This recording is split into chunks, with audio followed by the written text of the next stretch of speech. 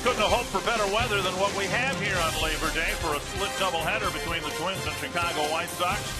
Joe Mauer in the lineup, and the Twins hope to play good baseball in this final holiday of the summer months. The Twins out of the race, and the White Sox barely still alive in the American League Central.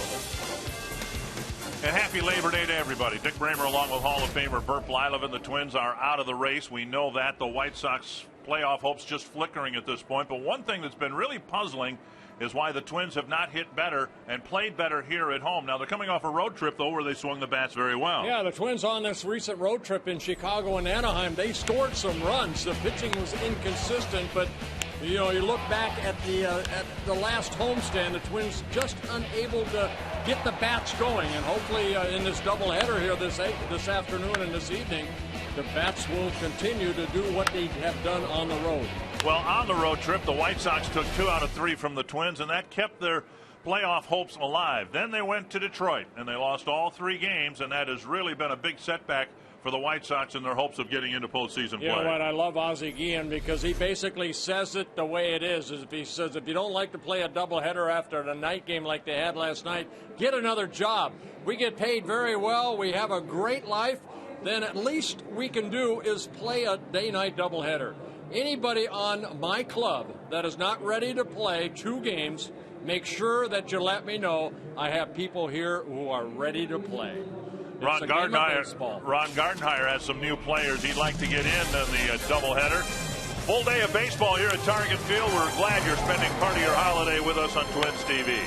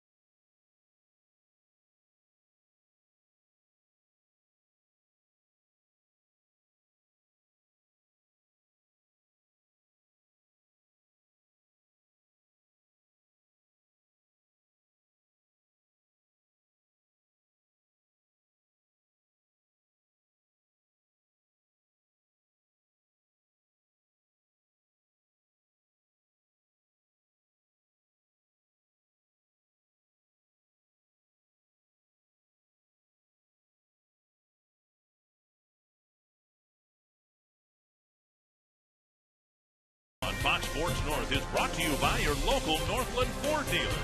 Visit your local Northland Ford dealer or go to northlandford.com. By Menards. Save big money on all your home improvement needs at Menards. And by Window Concepts of Minnesota. We've got baseball early and we've got baseball often today here on Fox Sports North. The first of a 2-game day-night doubleheader between the Twins and the White Sox. I'm Robbie Mikowski. Thanks for tuning in. Last night was a very tough night for the Chicago White Sox. They lost 18-2 in Detroit against the AL Central leading Tigers, but they're going to bounce back, and Ozzie Guillen says that they're still going to play hard and bouncing back, as you heard Bert say a moment ago. Earlier, Twins manager Ron Gardenhire discussed what he expects this week from Ozzie's White Sox. It's always, very competitive, and last time they came in here, they waxed us pretty good, so I would hope that we'll be ready to play this time. We're swinging the bats a little bit better yesterday. They got us pretty good, but over that series in Anaheim, we actually hit the ball pretty good, and I thought in Chicago we did pretty good. So, you know what? Hopefully we'll swing the bats and go from there. Twins hope to return the favor against the White Sox here at Target Field when we come back. It's Anthony Swarzak on the hill. Rene Rivera catching. Joe Mauer to DH. First pitch is next.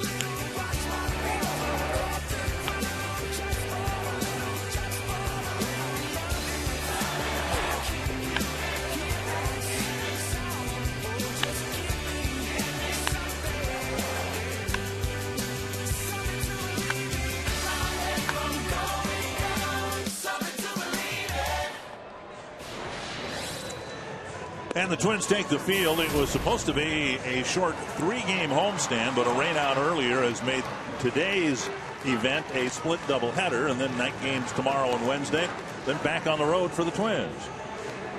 Anthony Swarzak will get game 1 here of this day-night doubleheader. And there's the Twins nemesis right there, Paul Konerko.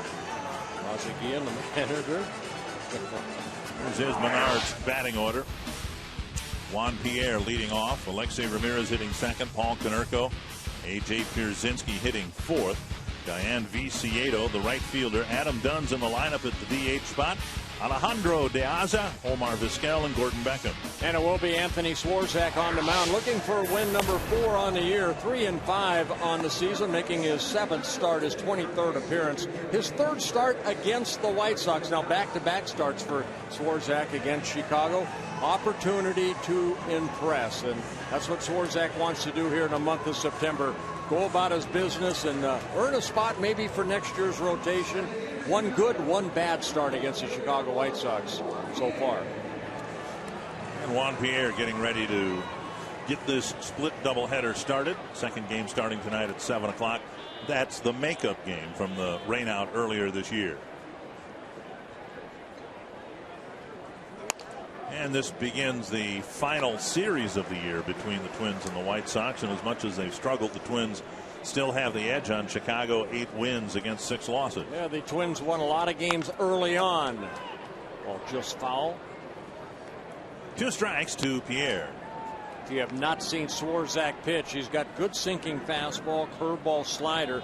Now, he's done a very good job against left-handed hitters like Juan Pierre. Left-handers hitting just 201. Right-handers are hitting 308.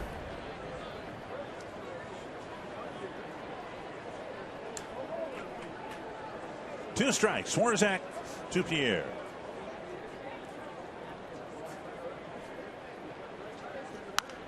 And fouled out of play.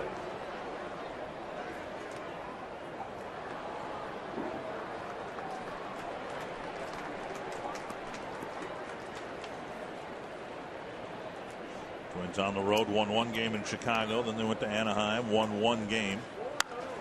Grounded to short. Poof, bobbles it, sets, fires, and just barely got him. Nice recovery. He didn't panic, and he threw accurately for the first out. Northland Ford defense for the Twins. Jason Kubel in left. Ben Revere in center. Michael Cuddyer in right. Danny Valencia, Trevor Plouffe, the left side of the infield. Brian Dinkelman just called up, getting the start at second. Luke Hughes at first, and Rene Rivera behind the plate. When we saw Dinkelman earlier this year, he played as an outfielder. He did play 44 games for Rochester this year at second base. First pitch to Ramirez, fouled off the very end of the bat.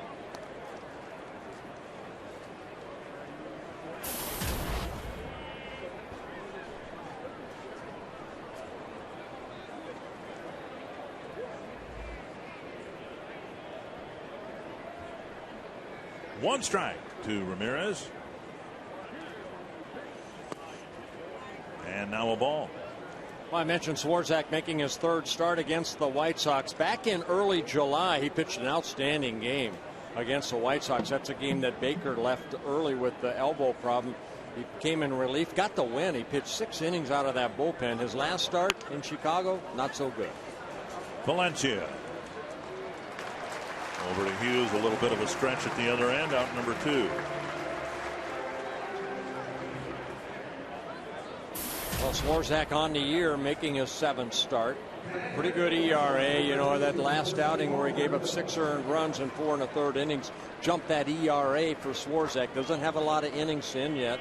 74 innings, 74 hits allowed, only 21 walks, 1 intentional with 35 strikeouts. You talk about opportunity, and it's laid out in front of Swarzak here in the month of September. The Twins banged up in the starting rotation to the extent where they're calling somebody up for a deep drive to center, and Revere going back, making the catch in the shadows of the warning track. A 1-2-3 first inning for Swarzak on 8 pitches.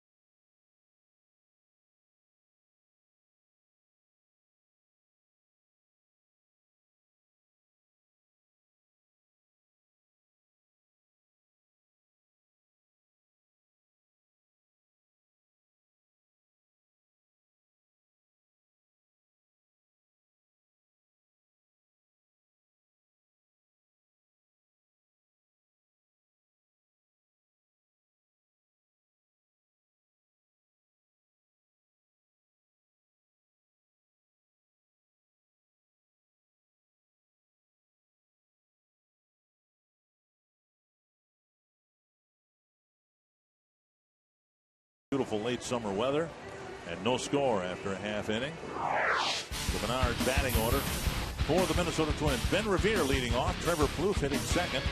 Joe Mauer, Michael Cuddyer, Jason Kubel, Danny Valencia, Brian Dinkelman, Luke Hughes, and Rene Rivera.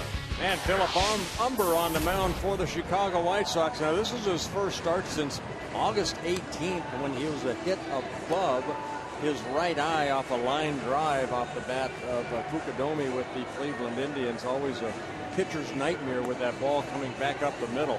His last win, you have to go back to July 2nd in interleague play against the Chicago Cubs. Over his last 6 starts, 0-4 with an ERA over 7.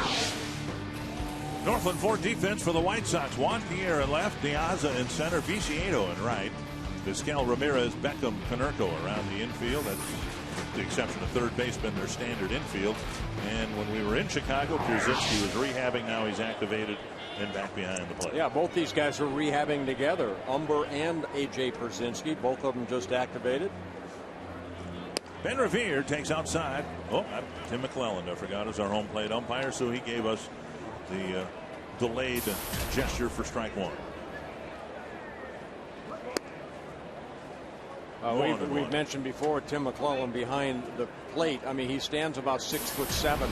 He gets down, and then once he stands up, then he does the strike. But he's pretty vocal down there. You can hear him.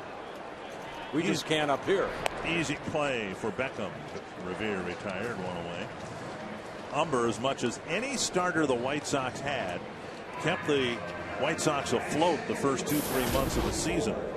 Danks was struggling. Floyd was struggling. Burley was okay. Peavy was inconsistent when available. And Humber was their best starting pitcher the first half of the season, but then he started giving up some hits and runs and then got drilled by Fukudome.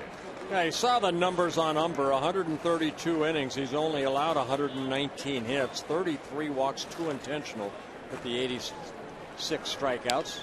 Little pop fly left center field, and Pierre comes in. 2 quick outs. And that'll bring up Joe Mauer, the designated hitter for the opener. Well, Mauer in yesterday's ball game against Joel Pinheiro. That's the only run the Twins were able to put on the board against Pinheiro and the bullpen of the Angels as the Twins lost 4-1. Mauer hitting his 2nd home run of the year. Both this year have been on the road.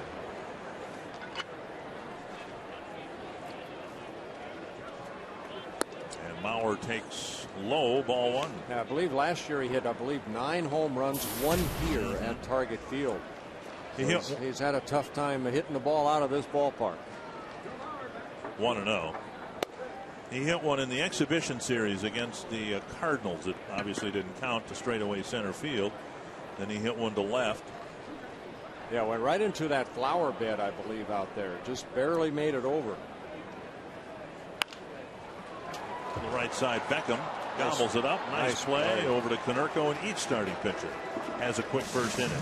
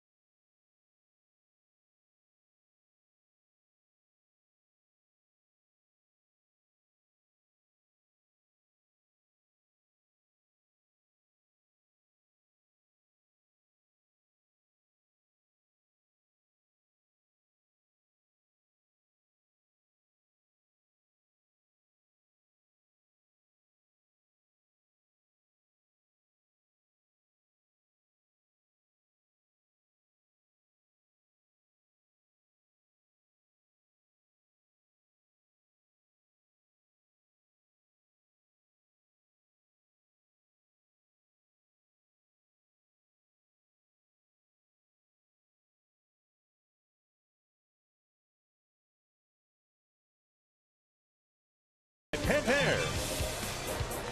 Scoreless here after an inning in downtown Minneapolis. I'm Robbie Mikowski. Brian Dinkelman recalled from AAA Rochester for the second time in his career, and today he's playing second base, a position he's not familiar with playing until the last couple seasons. If you remember, when he came up last time, he played left field primarily, and that's his normal position.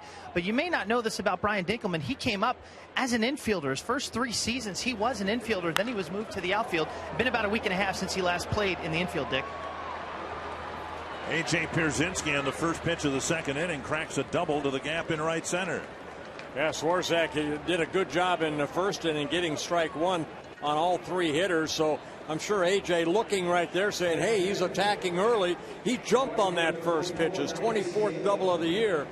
And it comes with nobody out here in the top of the second inning. Fastball, about belt high, and A.J. ready for it.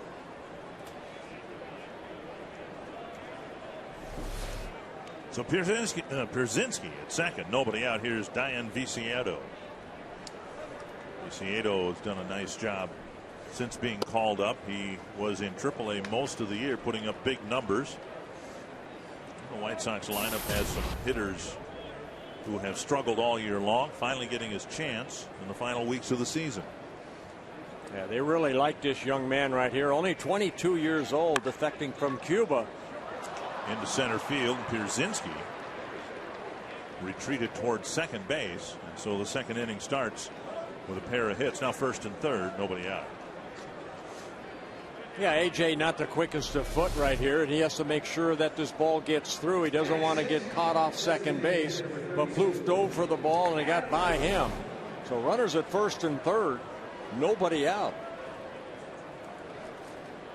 When we were in Chicago a week ago, Adam Dunn didn't start in any of the 3 games. He made 1 pinch hitting appearance and struck out. Well, that's nothing new to him.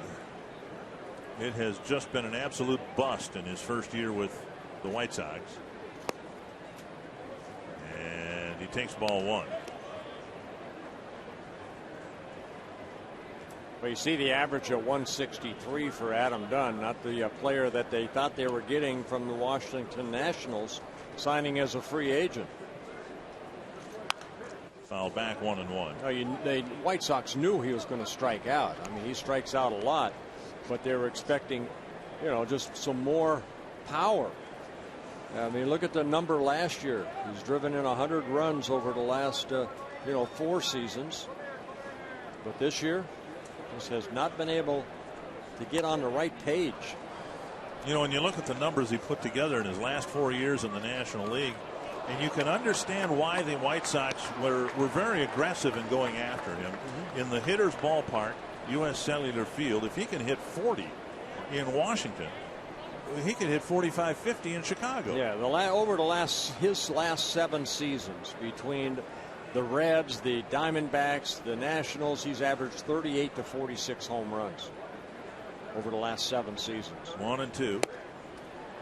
And just missing the inside corner. It evens the count. Swarzak tried to hit the corner and he just missed.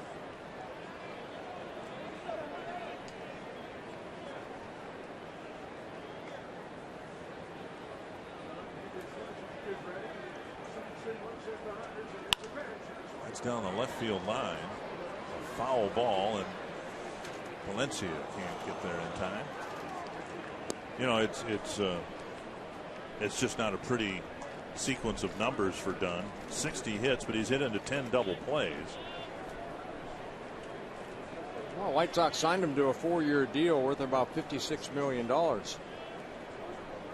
the White Sox hope that he finds that swing. Came into this year a 250 hitter. Now last year we showed you the numbers.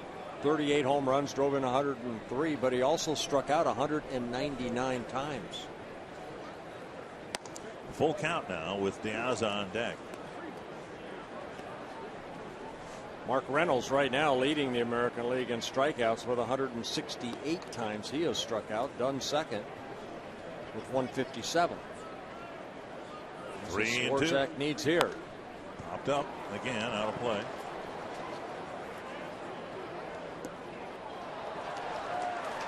Dunn kind of walked away from that ball right there that he hit foul, kind of shaking his head. I'm sure he's done a lot of that this year. He has said he's going to drastically alter his workout program in the off season. Typically didn't swing a bat much before spring training. He says he's going to start doing that now.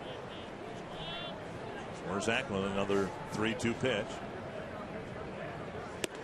There's the strikeout on a high fastball that would have been ball 4. You saw where number 8 is on the box track. Number 7 right down the middle, and that's why Dunn was kind of shaking his head. That's a pitch he should have hit. He had 2 or 3 pitches that he should have hit, but this one here, good movement on the fastball, and Swarzak gets a big strikeout. So 1 out, runner still on the corners, and Alejandro De Aza, who had a 3-run home run against Swarzak in Chicago last week.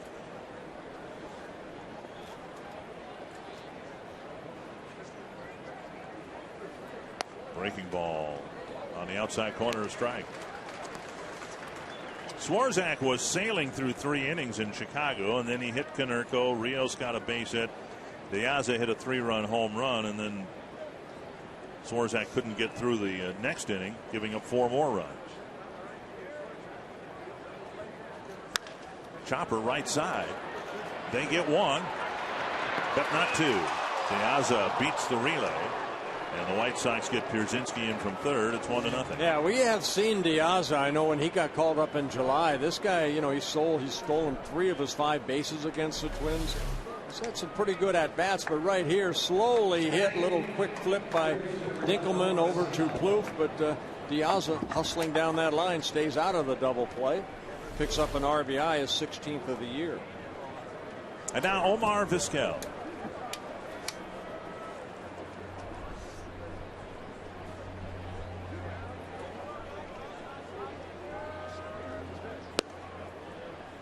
Strike 1.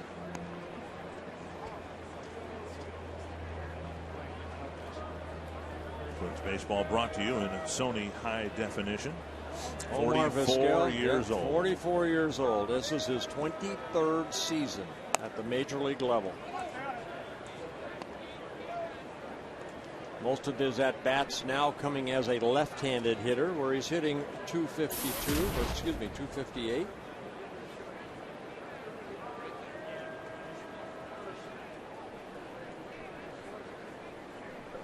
Piazza goes. Rivera's throw high and into center field. Not caught by Plouffe. It was a high throw, but it looked like Plouffe could have caught the ball. And an error, probably on Rivera, will send Piazza to third. A good strong throw is just up in the too high, where Plouffe tried to catch it and then bring down his tag very quick. You got to catch the ball first. See Plouffe trying to tag him right there. And then De Aza steals his 6th base again. Now that's his 4th against the Twins this year. Error is charged to Rivera. Runner at third, 2 down. 2-1 to Vizquel.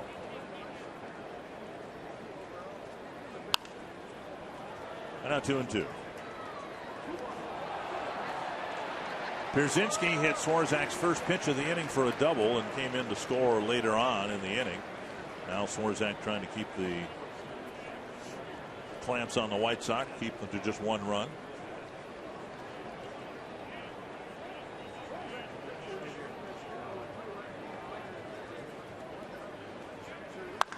A deep drive to right field. Cuddyer in the corner. What a foul ball. Well, that's about as far as I've seen Vizquel hit a ball in 10 years. Vizquel over 2,800 major league hits. He has 80 home runs.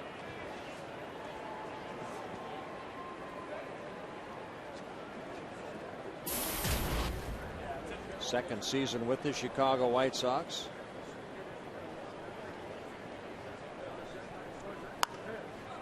Chip shot, and Valencia in foul ground catches the final out.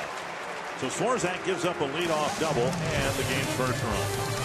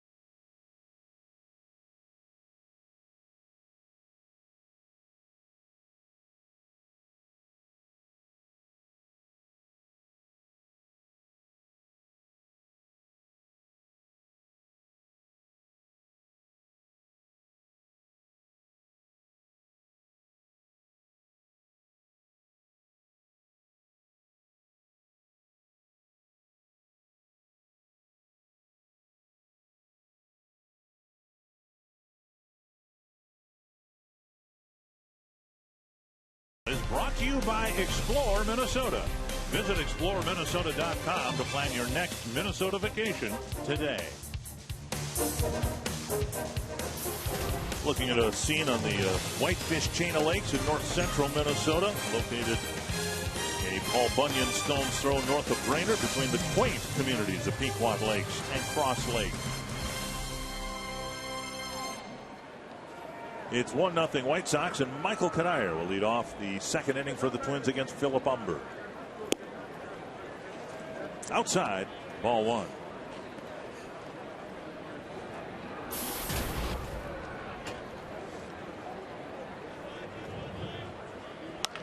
Right off the end of the bat, a little roller to Beckham. His third assist, one down. Tim Lauderdale, last time we had Tim McClellan behind the mound, he had a very small strike zone, and yet he's considered to be one of the better ball strike umpires in baseball.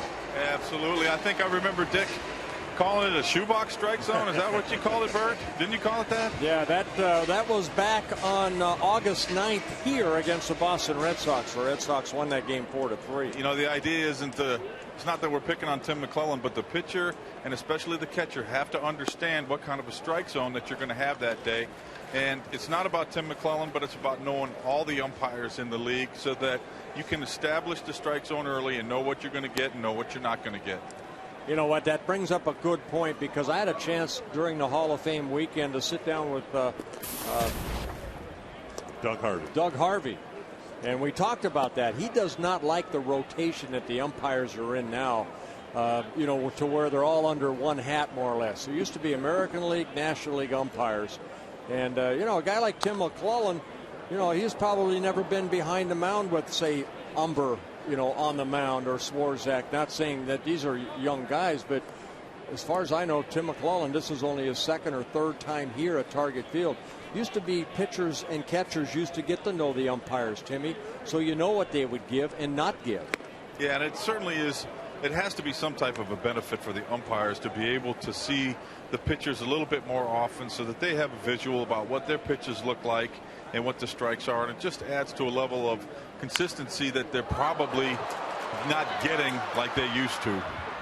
Umber is able to knock it down, and you can't help but wonder what might be going through his mind after getting drilled above his right eye in his last start. He very, very fortunate to be able to come back and pitch this year, and Kubel hits one right back at him here in the second inning. Well, you can see that, you know, right there, the ball, at least it is a ground ball, hit off his knee, and then he reacts and bare hands it and gets the out at first base. A.J. Przinsky going out there, probably kidding with him a little bit right there, making sure he's okay. And he kind of smiles into the White Sox dugout. You know, it runs in cycles, believe me. I've been out there. I was out there for 22 years, and you know, you may never have a ball hit up the middle, and all of a sudden it goes for like 3 or 4 starts. Everything's hit right back up the middle. You go, what's going on?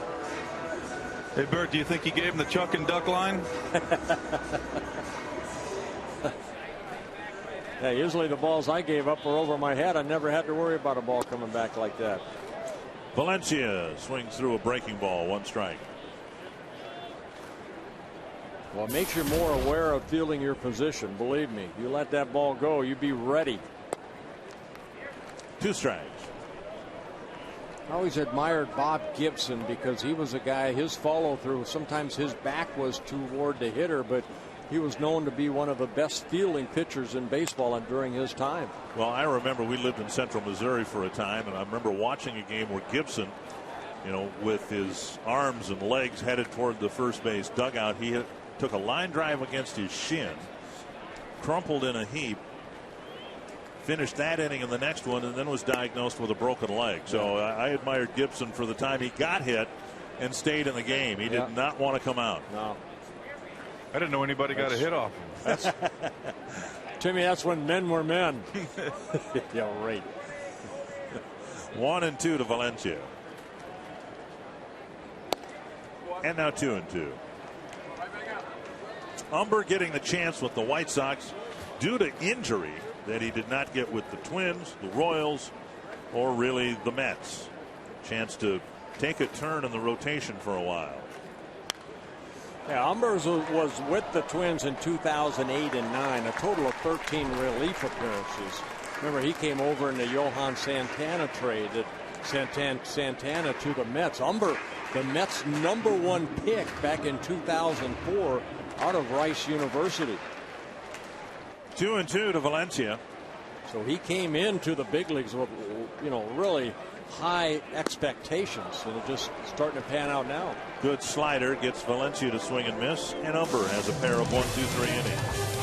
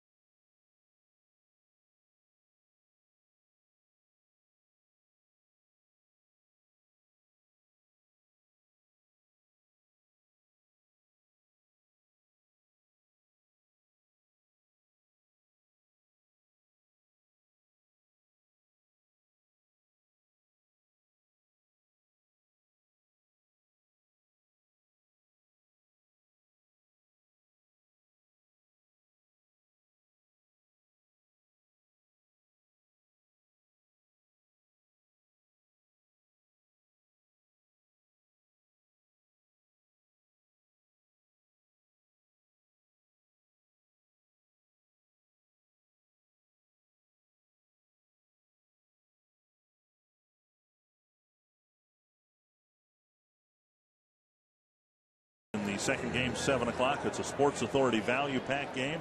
Purchase a ticket in the U.S. Bank home run porch. You get a free Schweigert's hot dog and Pepsi. Good seats available tonight. Call 800-33-TWINS or visit twinsbaseball.com. And again, if you had tickets for the rained out game against the White Sox earlier this year, those tickets are good for tonight's game only. 1 strike to Gordon Beckham. Foul back, 2 strikes. Beckham has found himself uncomfortably, I'm sure, in the middle of a spat between the general manager and the hitting coach for the White Sox, Greg Walker. There's a bouncer up the middle. Plouffe has to charge it. Flip on the run. Nice play. Nice play. For the first out. Kenny Williams, the general manager, made some comments on the radio station about how he didn't like, in essence, Beckham's development, his swing changes. And the hitting coach, Greg Walker, took that personally. Yeah, you know what? That's been a problem really in Chicago. You know, Beckham, highly, #1 pick by the White Sox. And, they expected more. But, as a hitting coach, you can only do so much. Beckham hit only .252 last year in 131 ball games, and he's struggling again this year. There's Greg Walker. And if my memory is correct, Greg Walker had a much longer and better hitting career than Kenny Williams. Well, Walker could hit. I tell you what, I got a bruise on my leg. It's like an indentation because of Greg Walker. Is that he right? A line drive off my thigh area that I still feel. And every time I see him, I say, thanks a lot. They had a pretty good 1-2 punch. This is back when I started broadcasting in the early 80s. He had Kittle from the right side, a Rookie of the Year winner, and I know your history with him. And then Greg Walker from the left side. They were a pretty good tandem. And Pierre bounces a single to right with 1 out in the 3rd. Part of our Fox Sports Supports charitable initiative, we're proud to wear pins during the 2011 season on Fox Sports North to support Stand Up to Cancer and its work to fund groundbreaking research that helps accelerate treatment to patients. For more information, please visit standuptocancer.org/Fox Sports. And if you needed any more enticement, that was the organization that Nita Killebrew spoke so fondly of during the memorial service here for her husband and our dear friend Harmon earlier this year. Here's Ramirez. Down and away, ball 1. Now Diaza, who stole a base last inning, that was a first attempt against Swarzak so far this year, and it was successful. Now Pierre, he has 25 stolen bases, but he's been caught 13 times. A pretty good lead at first base. Swarzak pretty quick home. Gonna throw over. Swarzak will utilize that slide step. He doesn't bring that left knee up too high before he delivers the ball toward home plate. Pierre has been caught 13 times. That's the most in the American League. And Ramirez squares, takes strike one.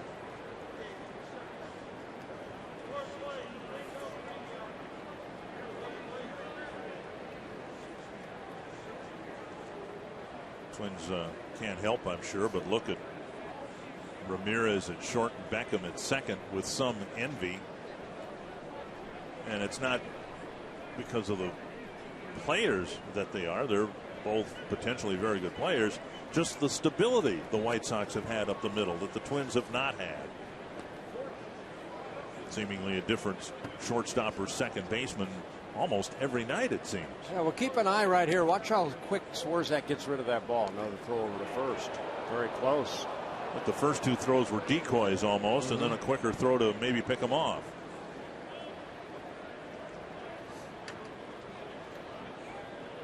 One and one to Ramirez.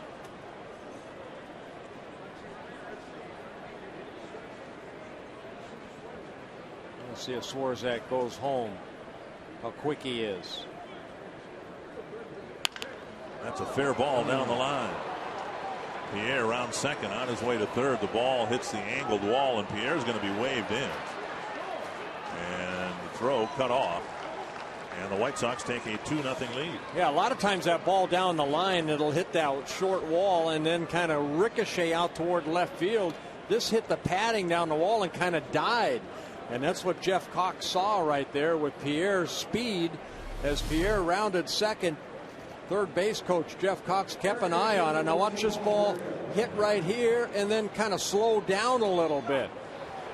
And Pierre picking up his third base coach. And Jeff Cox saying, just keep going. It'll be an RBI double for Ramirez. His 25th, 6th double of the year, driving in his 59th run. Right fielders have the same issue here at Target Field. You have to play the ball to the deep corner, because if you try to play the carom and it goes to the corner, then you really got trouble. So you have to try to get behind the ball and play it to its deepest potential, and then when it hits the angled wall, you got to come in and retrieve it. Here's Konerko.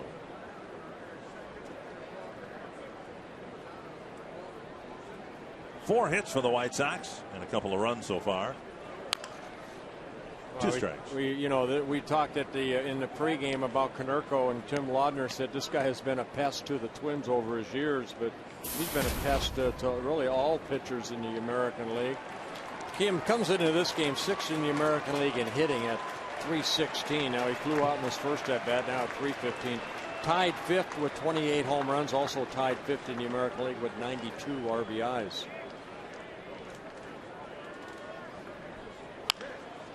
And if you want to try to imagine his worth to the White Sox and on and off the field, imagine Michael Cuddyer and then some. Michael Cuddyer, who played longer for the White Sox and had greater seasons for the White Sox than Cuddyer has for the Twins, and that's in essence what Konerko is to Chicago. And one thing that Chicago did, he was a free agent at the end of the year. They re-signed Konerko to a 2-year plus an option year for 2012 and 13. And hopefully the Twins will do the same with Cuddyer. Backhanded stop and a nice one by Dinkelman, who throws him out. Brian Dinkelman with a good play and a backhanded stab in the outfield grass. Knew he had time to get Konerko and got him. Well, like Robbie said earlier, Dinkelman, over half of his games at the minor league level have been played at second base. Now, recently he's more of an outfielder, but nice backhanded play. Good throw over to Hughes. And Dinkelman in his first, actually his second opportunity, a little double play, makes a nice play. Here's Pierzynski, cracked a double on the first pitch of the second inning.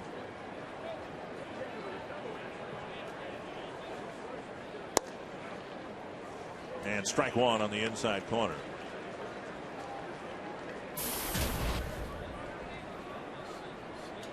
And similarly, the White Sox re-signed Pierzynski in the offseason. And it really is hard to imagine Pierzynski playing anyplace else than the south side of Chicago, and it's hard to imagine the White Sox without him. We got to experience it last week. It just didn't seem the same. Yeah, first time he was on a disabled list, A.J. Pierzynski, when he had that fractured left wrist. 2 strikes to Pierzynski. I mean, you think about that as a catcher. You know, I mean, Tim Laudner's down there. You get beat up, you know, all the time. And he had never been on a disabled list up until August of this year when he got hit by a pitch. 14th year at the major league level. His 7th with the Chicago White Sox. And, of course, originally signed by the Twins in 1994. 2 strikes from Swarzak. Little nubber should end the inning. And does. White Sox again back up a single with a double and get another run in the third.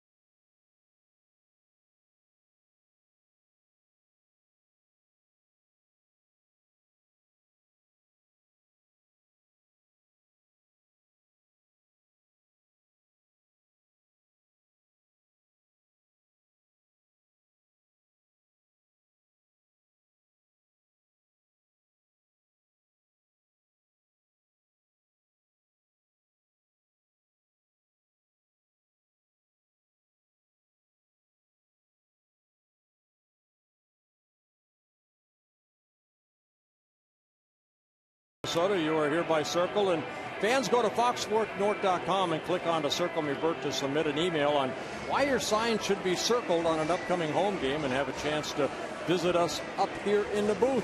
We'll reveal 2 sections the morning before each game.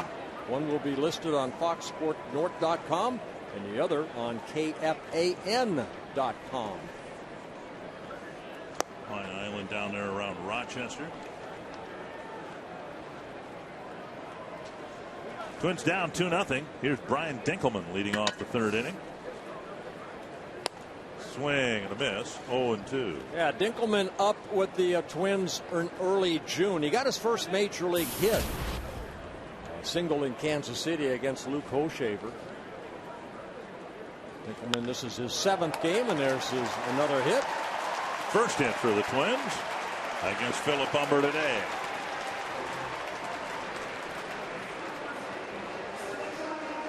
So Brian Dinkelman aboard, leading off the 3rd inning. Well, he got a fastball away and hit it right back up the middle. Dinkelman down in Rochester hit .243 in 127 ball games.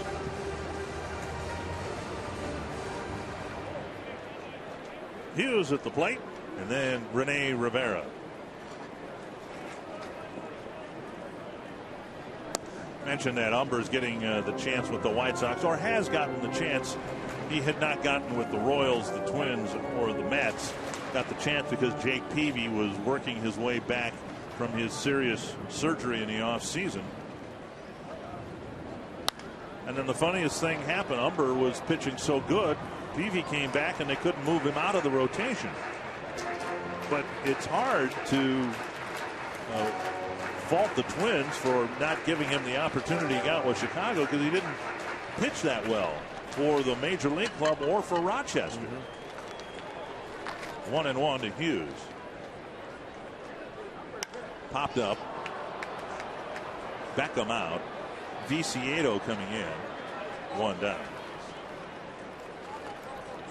And Rene Rivera comes to play. You can ask a question online at carsoup.com/baseball. Bob Thompson from Mankato wondering whether we're surprised that Ozzie has used a 6-man rotation for a large part of the season. Well, we talked about it. That wasn't their intent, but then Umber was pitching so well they couldn't get him out of there. I just, as a former pitcher that came up pitching every 4th day, I cannot imagine pitching every 6th day and off day once a week and still stay sharp. Here's Rivera.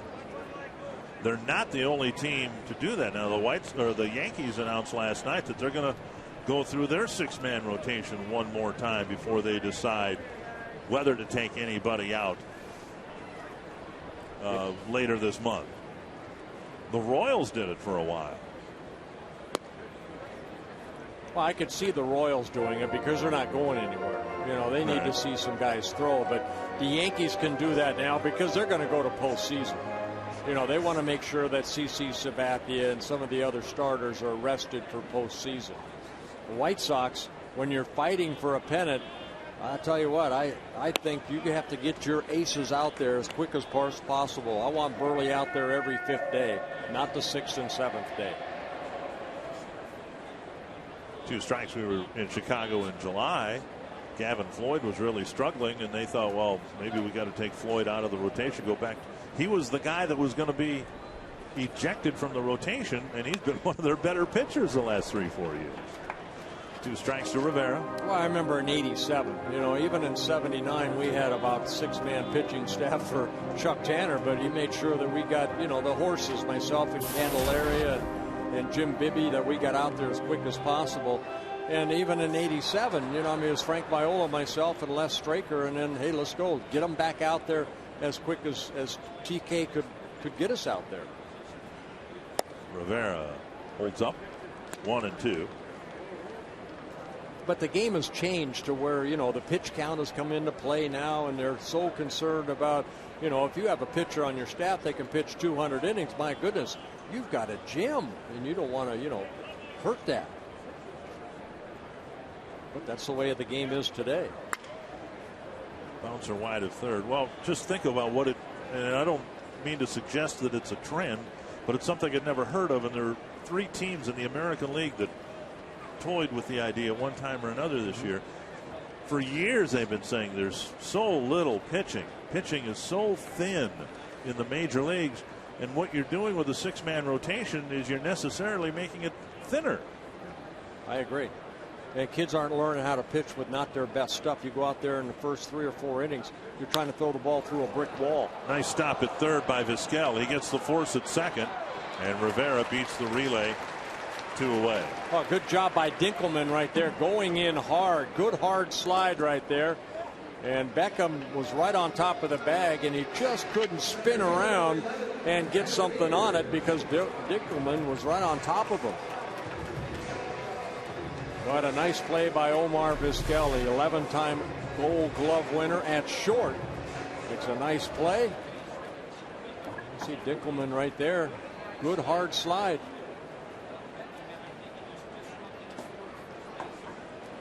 So 2 away, runner at first, and here's Ben Revere. Just for the record, Umber's numbers, his first year in the Twins organization at AAA. 31 games, 23 starts, 10-8 with an ERA of over 4.5. And then the next year, it got worse. 7-9 with an ERA of 5.34 at Rochester. So there was no compelling reason to call him up and get him a spot in the rotation. Right. Well, all that said, he's the nicest guy in the world. And we're thrilled for him that he got the chance finally and was a big game pitcher for the White Sox the first half of the year. Well, like I mentioned before, the Mets put a lot of money into him. You know, #1 pick by the Mets back in 2004. And they were expecting him to be part of that rotation. It didn't pan out. They ended up trading him to the Twins for Santana. And now Johan Santana hopes to come back and, you know, maybe pitch a game or two before the season winds down. He's been out all season long. 2-1 to Ben Revere. That's dumped to left. Pierre coming in. He won't get there, and Revere has a base hit. And Rivera goes to second base. That brings Trevor Plouffe to the plate.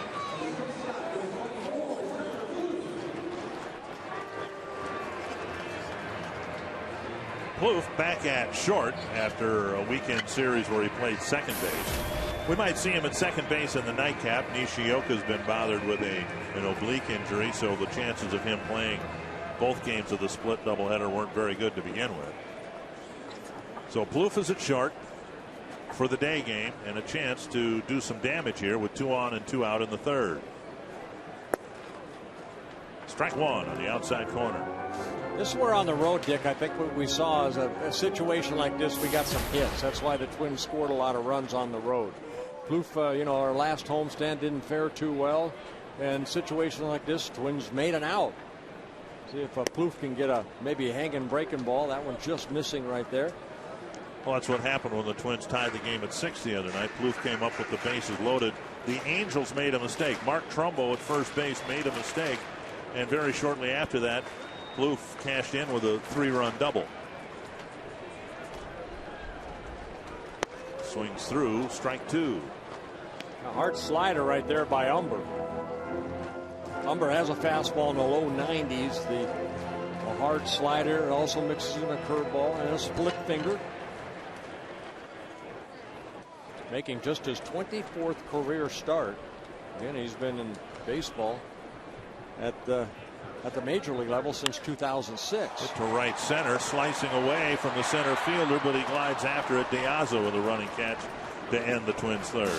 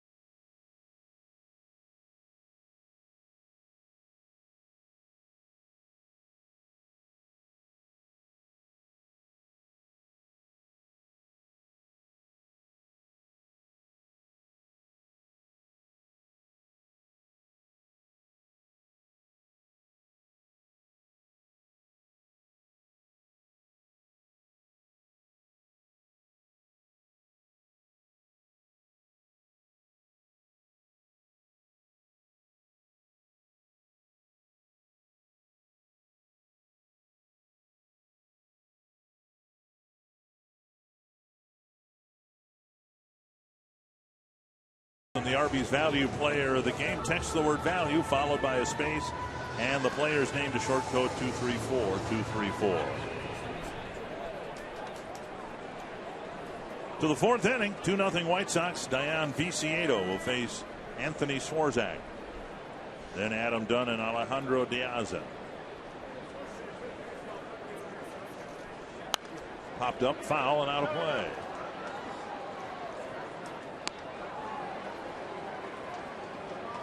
Viciedo with a single his first time up. Got Pierzynski over to third base. Singling up the middle. 1 strike. 1-1.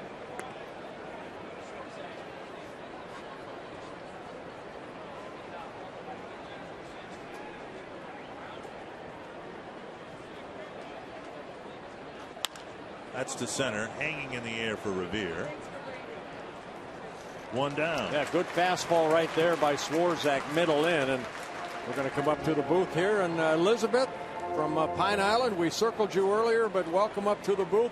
Now, your mother's name is Janice. There's Amy back here and Gary. Welcome up to the booth, and I do like your hair. Very nice. We're going to tie it up the way it should be, right in there, tie it in a knot, and good luck getting that out. Wow, that's nice. Ball one to Adam Dunn. She's keeping score and everything. That's Dick. awesome. I like that part. All the guests we've had come up here, they're the first people keeping score in the game. That's great. And plus, they're from Pine Island, which I was told, I didn't know this, the cheese capital of the world. Wow. Wow. And they have the Cheese Fest there.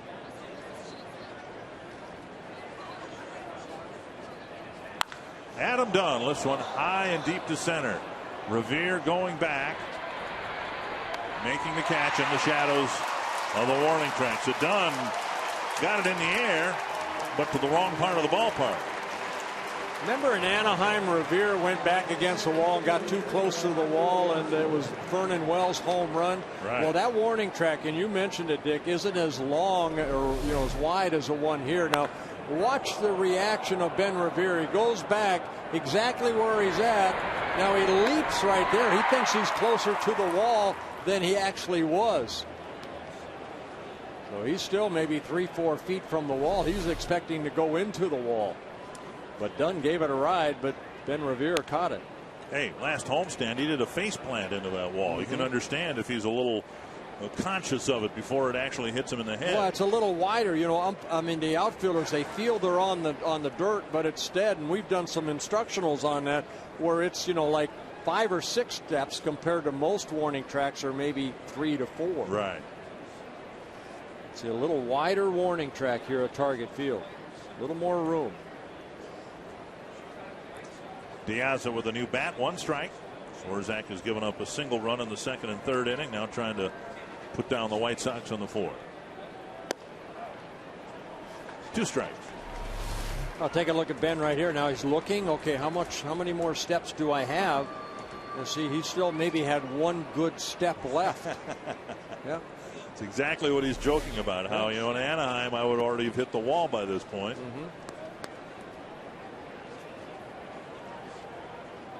And the players feel the warning track under their spikes. That's how they know. Yeah, the gravel. That's the whole intent, which people in St. Petersburg haven't figured out yet. They just have different colored artificial turf. Not sure what good that's going to do an outfielder approaching the wall. Diazzo with a 2-out single. Metrodome had its faults, but it had a rubberized warning track. And the likes of Puckett and Bernansky, particularly in the days you pitched, they were able to retreat. They played so deep anyway, they didn't have to worry about the warning track. They started track. on the warning track. Yeah, they started there and then worked their way in. A 2-out single for Diaz. Here's Omar Vizquel. There he goes again. And Better throw. Yep, better throw. And Plouffe with the catch and tag. That ends the 4th inning. And in reality, Swarzak faces just 3 men in the 4th.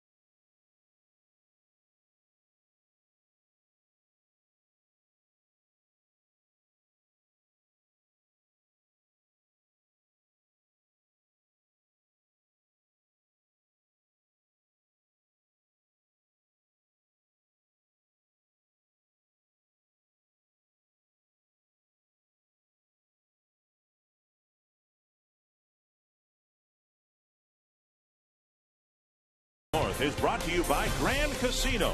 The best stories start here. By AT&T. And by Miller High Life. Miller High Life is proud to sponsor Operation Home Base. Give a veteran a piece of the High Life.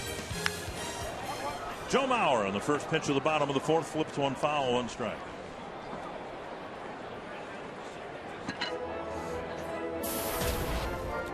Mauer ground ball out in the end of the first inning. Beckham made a very nice play going into the hole toward first base to retire Mauer to end the first inning.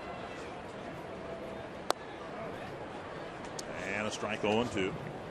Mauer, Cuddyer, and Kubel, 3, 4, and 5 batters to face Umber here on the floor.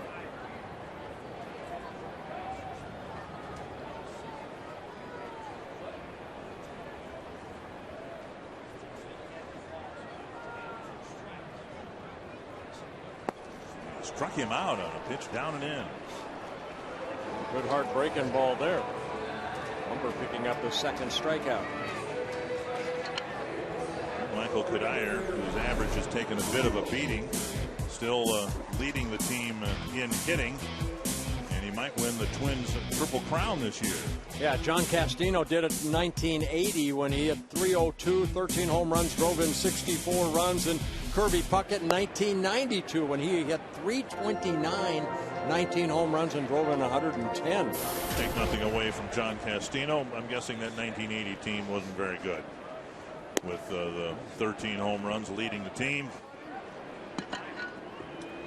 2-0 to Cuddyer.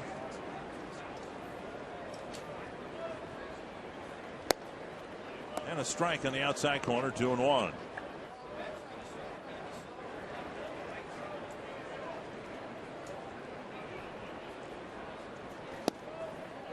Three and 1.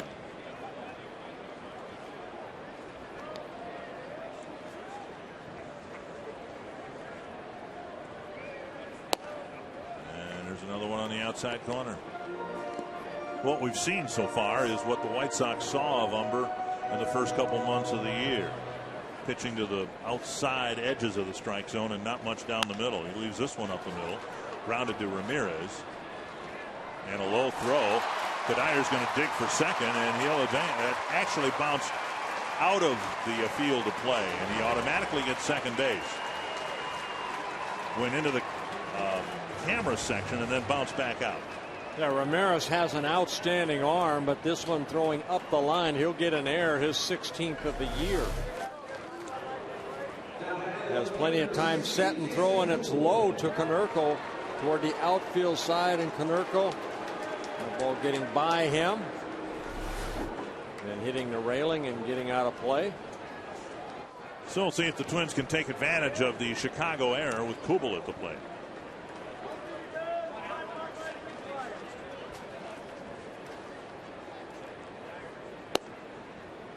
On the inside corner with an off-speed pitch.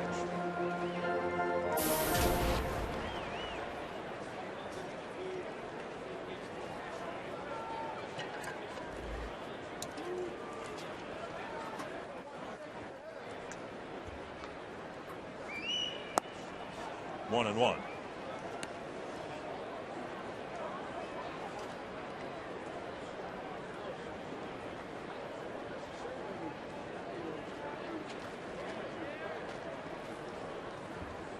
Sadly, we were talking about Cuddyer and his Triple Crown candidacy. The bouncer to the right side. And Beckham flips. There's only going to be a couple of Twins batters with enough plate appearances to even be listed. Right. Cuddyer and Valencia. Runner at third, 2 down, and here is Valencia. Went down swinging his first time up. Twins had a threat in the third on a pair of hits. Now they've got a runner at third with 2 out because of the error.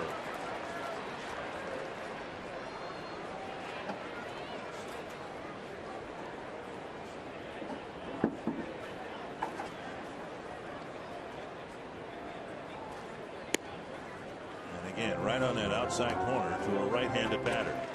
You've talked from time to time how when you were preparing for a start, that's the pitch you wanted command of. That fastball right where Umber put that pitch. Yeah, everything keys off the fastball. If you cannot control your fastball, you can have the best breaking ball ever, but you got to get ahead in the count with the fastball. Ramirez gets another try, makes a better throw, and the Twins leave Cuddyer to third.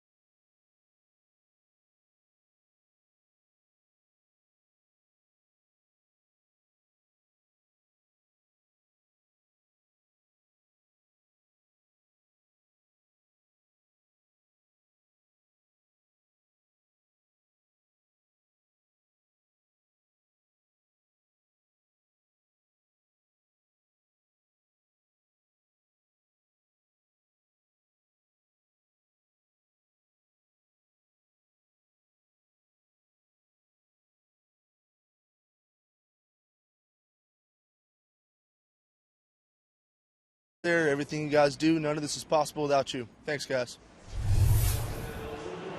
And we conclude our Operation Home Base presented by Miller High Life on Sunday, September 11th from the Minnesota National Guard headquarters in St. Paul. Join us for a special 1-hour pregame as we reflect on the 10-year anniversary of September 11th, honor local military members and their families, and thank those who go above and beyond to support our. You and I will be where we were 10 years ago on September 11th in the Detroit area. Still a sad day. Well, here's Swarzak doing a good job getting strike one. 13 of 17 batters he's faced so far. Been able to get ahead. Strike one. And Umber doing the same thing. 10 of 15. And Vizquel takes low. It's 1-2. I mentioned Vizquel, 11-time Rawling Gold Glove winner. That at short. Only Ozzie Smith has had more Rawling Gold Gloves than Ozzie Smith. Excuse me, Omar Vizquel. 2-2.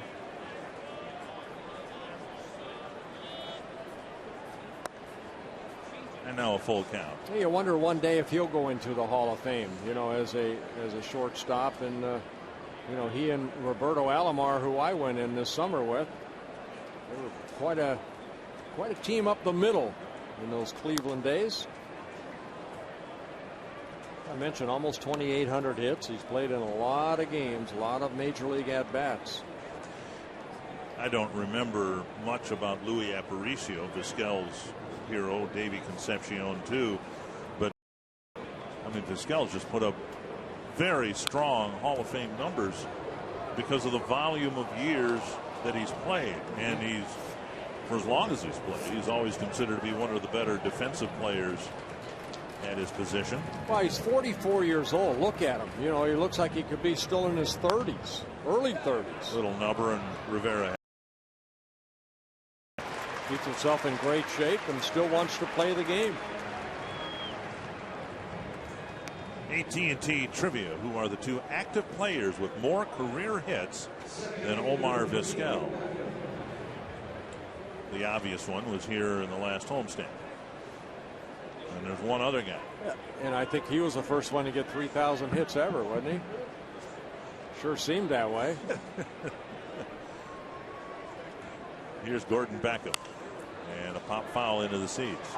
Now, I'll give one of them, Derek Jeter. I thought, my goodness, he's the only one. I think he was like the 24th or 25th You're saying guy. because he was in New York. Oh, yeah. They made, like, you know, my goodness. They didn't do that when Carew got his 3,000 hit against the Twins, actually, in Anaheim. Frank Viola gave it up. Yes. How about Jim Thome when he hit his 600? Okay, great. Yeah. There's only been 7 other guys that ever did that. Off the knuckles back into the seats.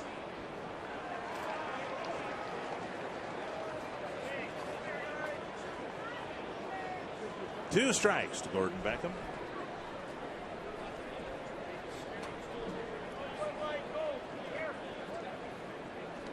Half swing. I think he went.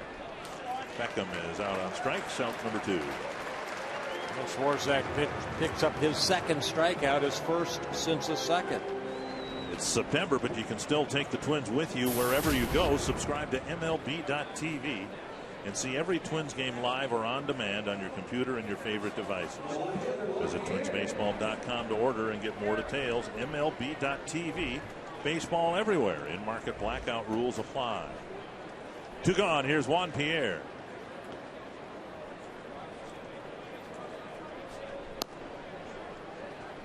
And outside, ball 1.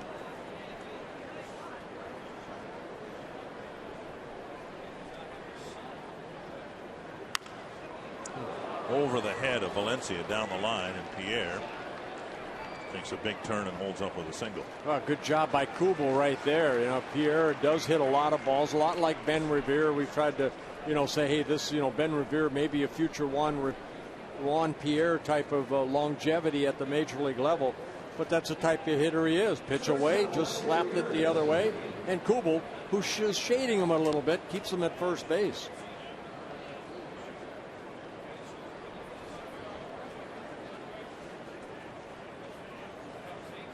When the Twins last faced the White Sox, they took 2 out of 3 from the Twins. They were 5.5 games behind Detroit and had a big series in Detroit against the Tigers. And they thought, well, the White Sox felt they needed to win 2 out of 3. Then you're high and tight, and Ramirez flattened at the plate.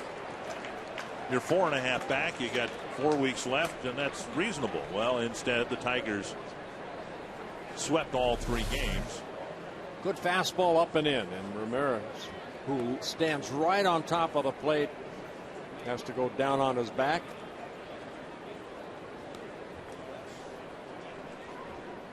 All you needed was pom-poms up here. You big smile, big smile. 1-1. Runner goes. Rivera's throw gets Pierre. So Rivera's thrown out 2 would-be base stealers. And again, just 3 men completed bats in the 5th.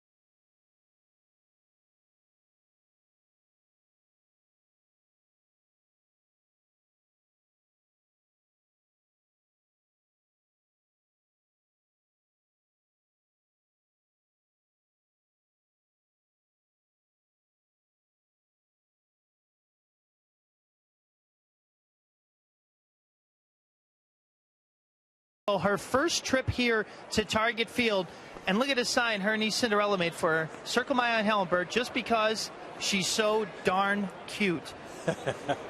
Now, you've been circled by Bert because you're so darn cute, Helen. She's beautiful. How about that? Bert says you're beautiful.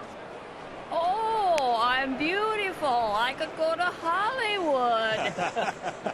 She could go to Hollywood, Bert. There you go. Well, have a nice trip and welcome. Dinkelman takes outside. It's 1-1. 2-1, excuse me. Bottom third of the Twins lineup, Dinkelman, Hughes, and Rivera. Dinkelman started the third inning with a base hit up the middle. Sharply hit into right center. So Dinkelman rounds first and will hold up with his second leadoff hit of the afternoon. Yeah, only third hit for the Twins off of Umber, and it comes here in the fifth inning. So let's see if the Twins can put some runs on the board. Arby's and Fox Sports North are giving you a chance to win a trip for two to Fort Myers, Florida. Pick up an Arby's It's Good Mood Food code card every Friday at any participating Arby's. Then log on to foxsportsnorth.com, click on the Fan Zone tab, enter the code for the chance to win. You've got to be a member of the Fan Zone. That's free to join. You've got to be 18 or older. Lifted foul and out of play by Hughes. You know, the best stretch of baseball for the Twins and the part of the season where it looked like they would recover from a very slow start and get back into contention in the American League Central was the period of time from June into July. There's a high fly to center field.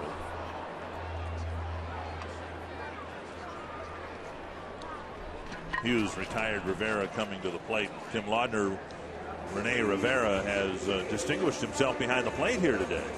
Boy, he sure has. He's thrown a couple of guys out. And Bert and Dick, you guys both know that it's a three-part play. The pitcher's got to hold the guy on, and the catcher's got to catch the ball and throw a strike down to second base, and then one of the middle infielders has to apply the tag. And Rene Rivera's got 2 caught stealing today, which should be maybe even a team stat. Wouldn't you think? Wouldn't you say, Bert? No, I agree, Timmy. You know, when Diaza stole the base in the second inning, the throw was just high. I think it got there in plenty of time. The throw was just high, so he has an outstanding arm. That's one thing the Twins have. Butero's got a very good throwing arm, and also Joe Mauer. So Rivera just trying to, do what he does best, and that's call ball games and throw runners out. And probably the only guy on the staff that doesn't do the best at holding somebody on is Carl Pavano. But you know what you're going to get. And if Carl's not worried about it, I'm not worried about it. 0-2 now to Rivera. Twins had a threat in the third after Dinkelman single. Revere singled with 2 out. Couldn't get the run producing hit. And the Twins were given a 2-base error last inning. And Rivera's gone on strikes, 2 down. Yeah, nasty slider right there. Rivera going out of his swing zone right there. And Umber picks up his 3rd strikeout. See the movement on that hard slider.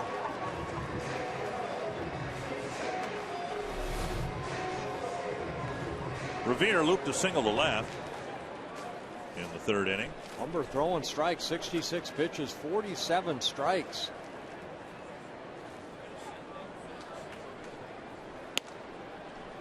And Swarzak's done the same for the Twins this afternoon. Yeah, both starters attacking the zone. Swarzak, 73 pitches, 55 strikes. But you know what, Dick? I think sometimes, Umber signed out of Rice University 7 years ago.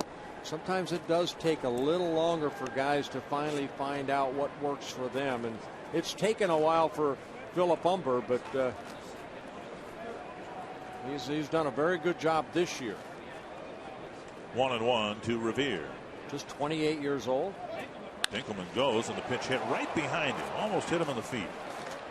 And that ends the 5th inning. We've got a 2-0 Chicago lead as we head to the 6th.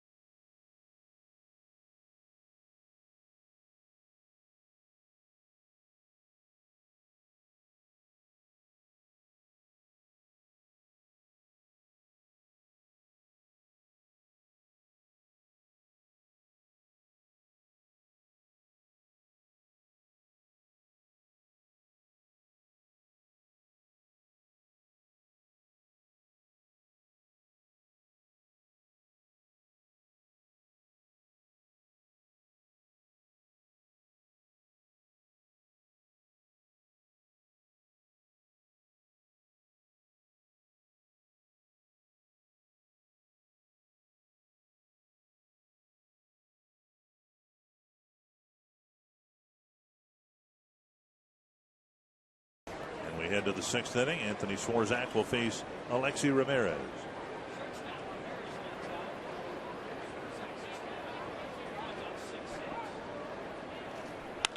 That's to left. And Kubel comes in a couple of steps to squeeze it.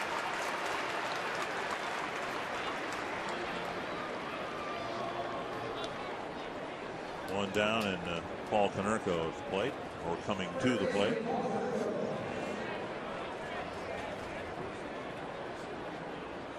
Yeah, Swarzak 74 pitches now, 56 strikes. No walks, couple strikeouts for Swarzak.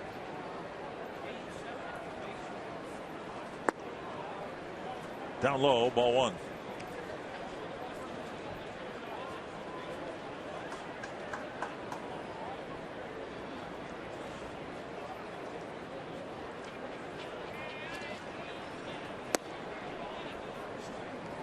And a breaking pitch over, 1-1. White Sox were above the 500 mark, then the Tigers swept them back below the 500 mark. Yeah, they've actually played better on the road than they have at home. Tapper to third. Valencia has plenty of time to throw. 2 down. Hey, Tim Laudner, while A.J. Pierzynski works his way up to home plate right here, we mentioned in his first at-bat, he's just coming off the disabled list a couple days ago. First his 14-year career, he's been on the DL. That's pretty impressive, isn't it? Yeah, and I'm not surprised by that. I think AJ's a really tough kid, and I think he's a heck of a competitor, and I think every time he comes to the ballpark, he cops an attitude. Remember what Ozzie said about him, Bert? Mm-hmm. Yeah, he says when he's on the other team you hate him, when he's on your team you hate him a little less. So, but I think that AJ is he's just a heck of a competitor, and he loves to play, and he loves to compete, and he loves to catch, and I think he makes it a point to try what a stop at first by Luke Hughes. A tremendous leaping stab. A Pierzynski smash behind the bag.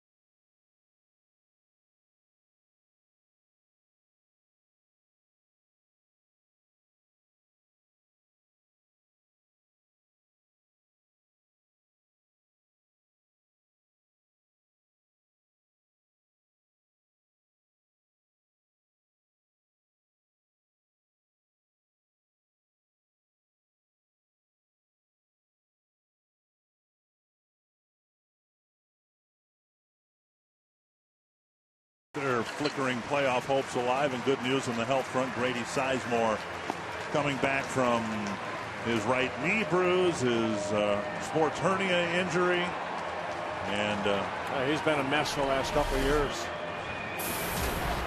And the Tigers were leading the Indians. It's in the bottom of the ninth, 4-2. And the Tigers got some bad news. Brennan Bosch is done for the year now. He's going to have that thumb surgery. It's been a couple of weeks since he's played. He just hasn't been able to grip a bat.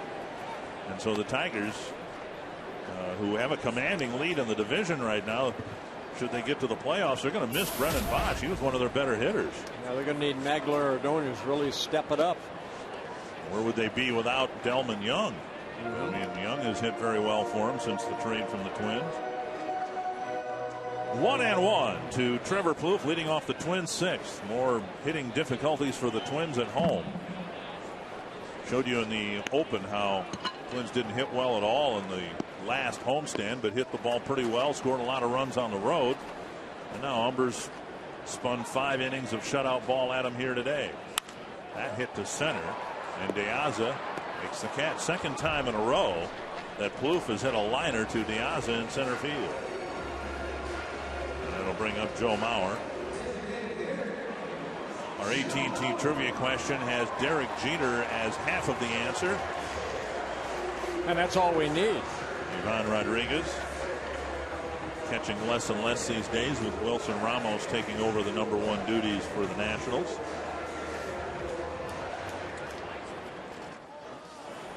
There's the active leaders right there. Omar Vizquel, just over 2,800 hits. Mauer to the left field corner, but it's twisting foul. Mauer with a bouncer to second and a strikeout. Umber just took care of him on 3 pitches. Boom, boom, boom. And sent him back to the dugout.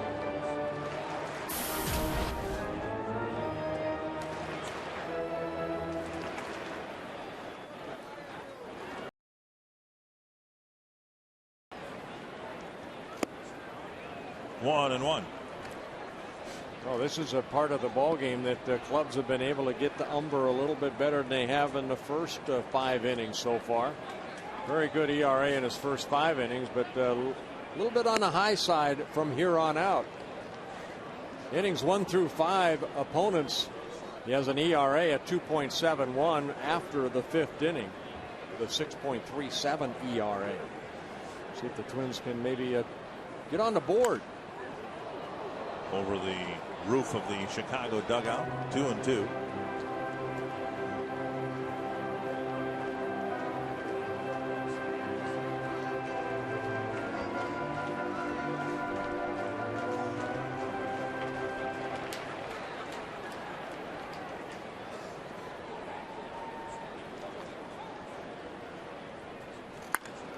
And a base hit to left. So Mauer with a 1-out single. Yeah, breaking ball stayed up a little bit out over the plate, and Joe Mauer just hitting it the other way. Twins get their 4th hit of the ball game, all singles.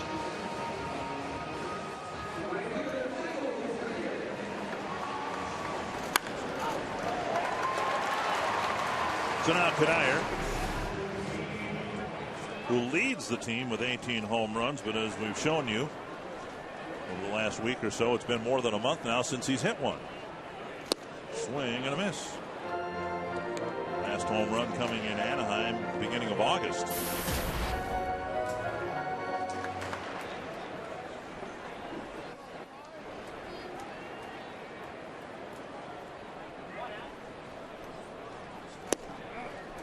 And a called strike 0-2. Sore wrist or not, Cuddyer just having a tough time getting the ball out of the infield. A lot of 2 hoppers. 2 infielders not driving the ball like we saw before he got hit by a pitch.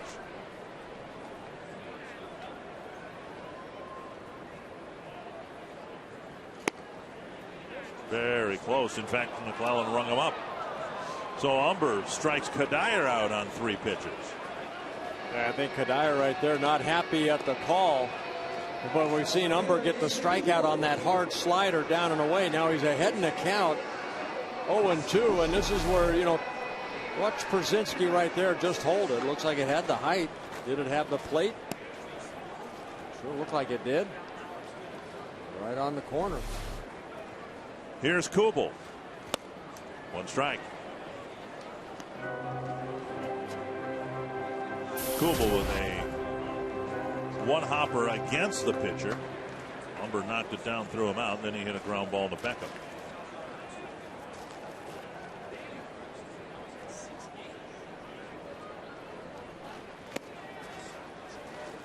Concept window of opportunity. Yeah, Kubel coming off a very good road trip where he hit .320, and he's had some very good numbers against the Chicago White Sox, especially in the power department. 22 home runs in the 78 ball games he's played against the White Sox. 1-2. You know, early on in those counts right there, it seemed like Umber was going to breaking ball. Now AJ's calling that fastball, and we saw Kadire take a fastball right there, a fastball that Kubel took. So changing their routine a little bit on how they're going about going after the Twins offense.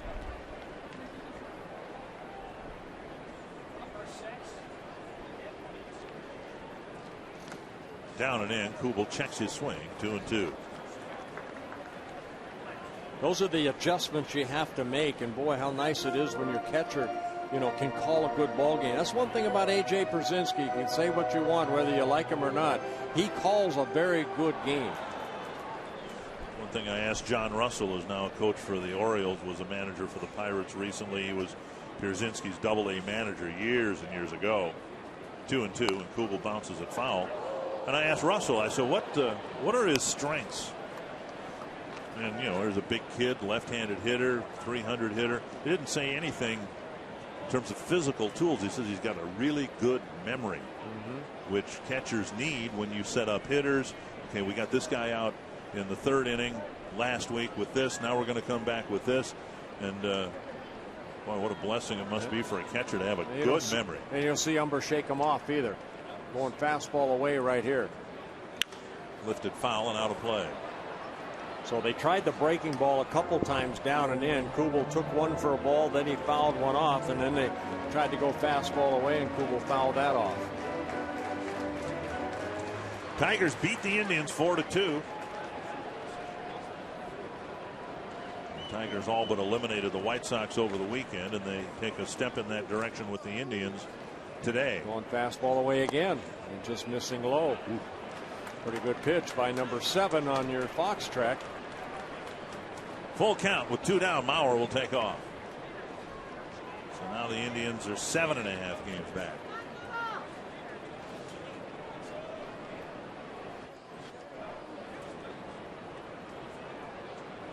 Mauer goes, and Kubel strikes out. 6 shutout innings for Philip Umber, and it's still 2-0 White Sox.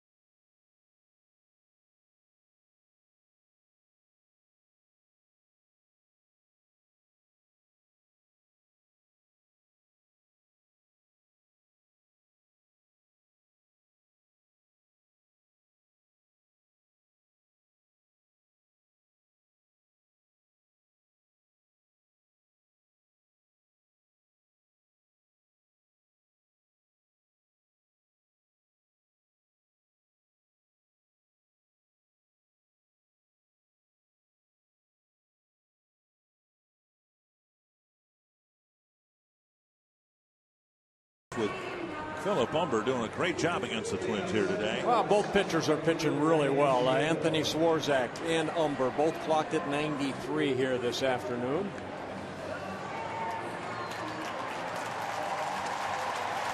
Swarzak with a couple strikeouts, no walks in the ball game. 79 pitches, 59 have been strikes, and able to get strike one on 15 of the 22. Batters he has faced so far. Dayan Viciedo leading off the 7th for Chicago against Swarzak. And Swarzak misses the inside corner, ball 1. Yeah, last time up they went hard in on Viciedo, and he hit that fly ball to Ben Revere to end the first out of the 4th inning. 1-1.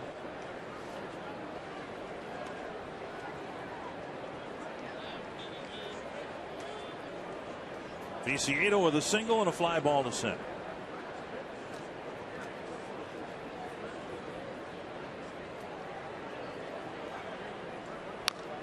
Fouled off a leg, 1-2.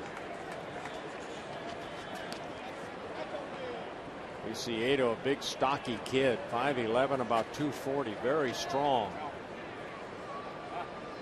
Mentioned earlier, he defected from Cuba. Back in 2008, took a boat to Mexico and then crossed the border into the United States.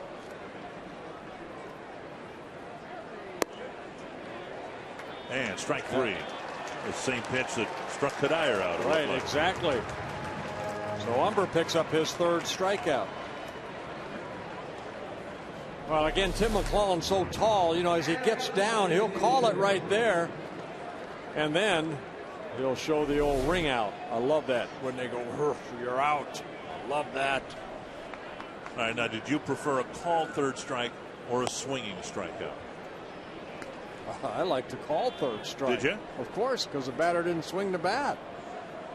I mean, that made a difference to you. Oh, if they swing the bat, they might hit it. See, I would think there'd be some sentiment that, hey, he gave a shot at it, and I had such good stuff. The curve broke so much that he still swung at it and missed it. No, I wanted that call 3rd strike. Did you? Okay. Yeah. All right. I wanted that hitter to argue. That's not a strike. Go sit down. And Dunn has it trickle foul. On a check swing, a little roller up the line that just missed the bag. 2-1.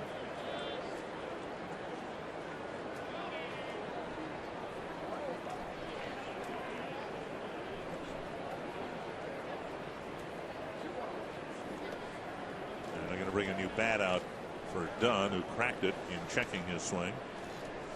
A little dialogue between the Chicago bench and the Twins bench. Always is.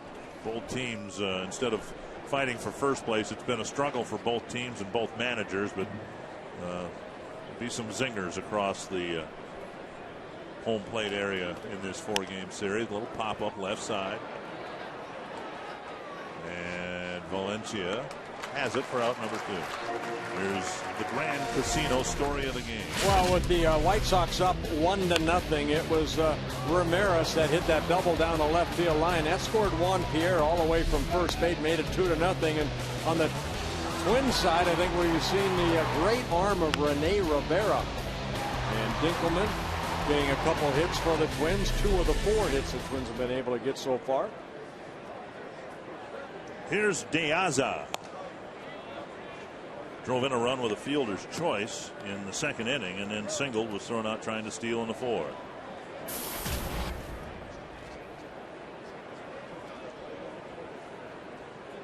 One and 0. 2-0. Fox Tracks brought to you by Carrier. Well, it wasn't that long ago the Twins were having one short start after another, and Kevin Slowey pitched 7 yesterday, and that was an absolute necessity. And now Swarzak on the verge of completing 7 innings. And even though this is September, the position players are short, the pitchers are short. Just a very peculiar time for the Twins. Well, hey, again, I said at the beginning, he's got a chance to impress, you know, Rick Anderson, Ron Gardenhire here this afternoon. I think he's done that again. He's coming off that start in Chicago, didn't fare too well. Had a couple innings that kind of got away from him, a 3-run 3rd, a 5-run 5th inning that knocked him out of the ball game. But he's rebounded right here against a White Sox ball club that came in here thinking, you know what, we're still in this race. We got to win a ball game. And Swarzak's done a good job. That's all you have control of as a pitcher, is to go out there, and if you give up runs early like he did in the second and third, is to put zeros on the board, and he's been able to do that. 2-2. Full count with Vizquel on deck. Both starters pitching very well here. Umber with 6 shutout innings. Swarzak 6 2/3 innings. No walks for either starter.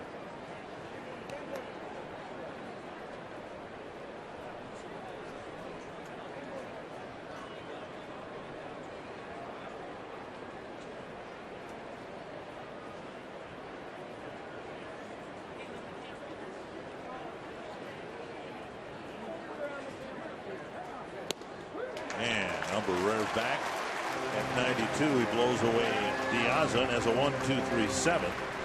Time for the 7th inning stretch, brought to you by Medica.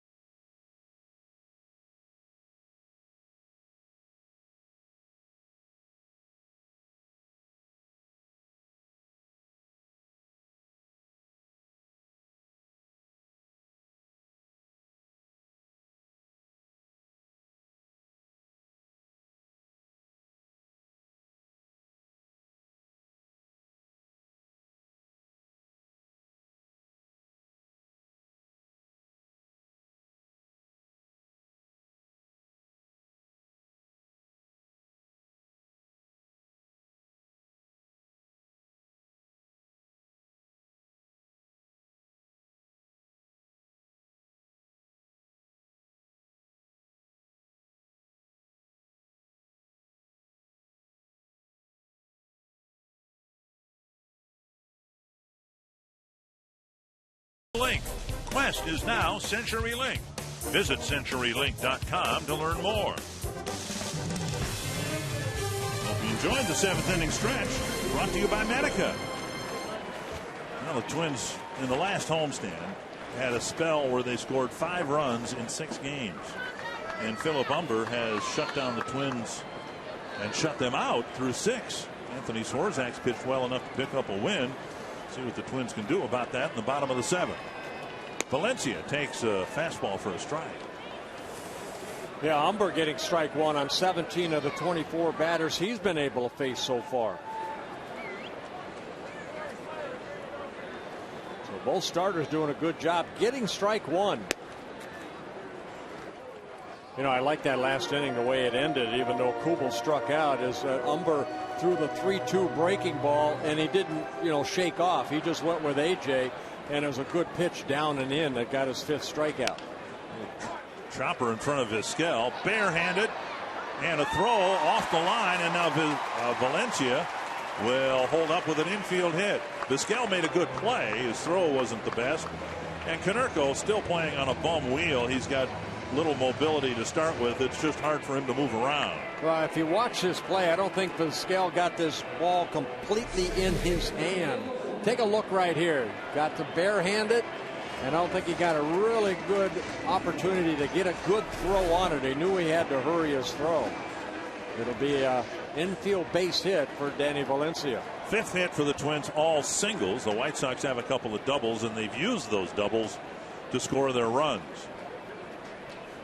Here's Dinkelman. He's got 2 singles, and he fouls the first one back. Pepsi Max in-game box score, and the Twins have some hits, but all singles. Yeah, that's what you're talking about right there. The Dinkelman, who's up right now, does have 2 of the 5 hits for the Twins.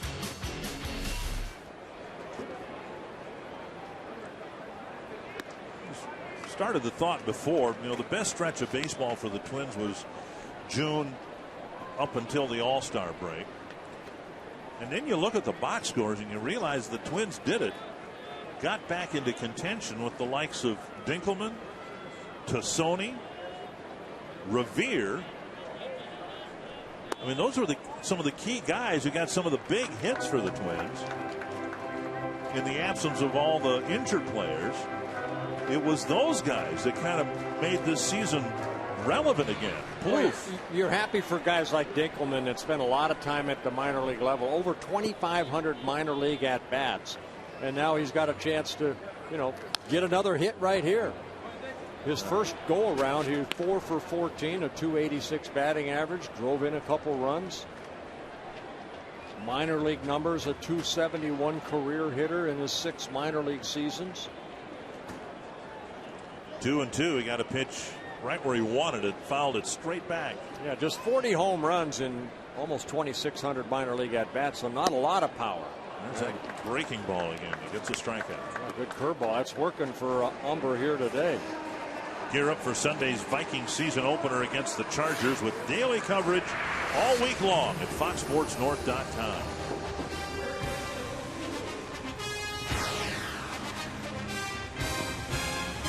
Luke Hughes will hit.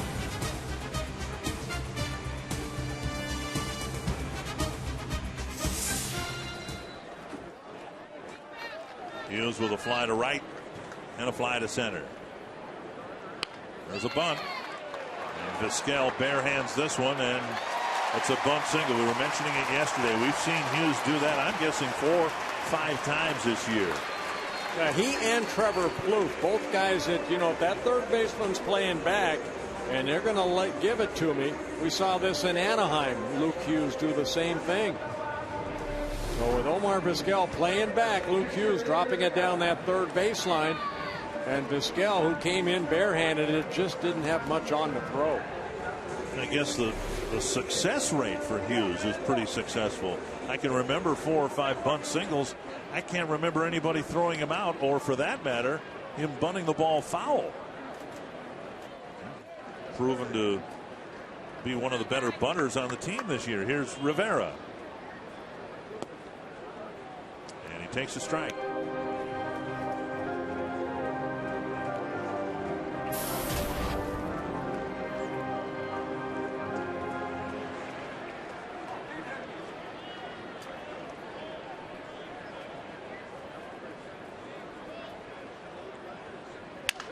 Bounce to third. Vizquel to second. Relay to first. And Konerko got his foot back on the bag. Jerry White disagrees, but it's an inning-ending double play, and the Twins get a couple singles but can't score in the 7th.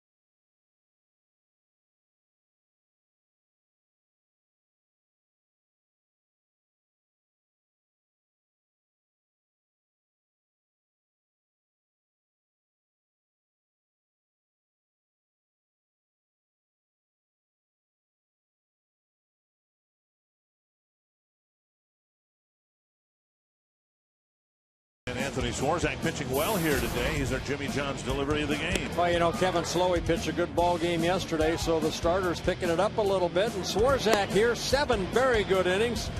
2 earned runs allowed, no walks for Swarzak with 4 strikeouts. He's retired the last 6 White Sox he's faced. 93 pitches, 67 have been strikes. And Vizquel pops it up short left field. Kubel with the catch, 1 away.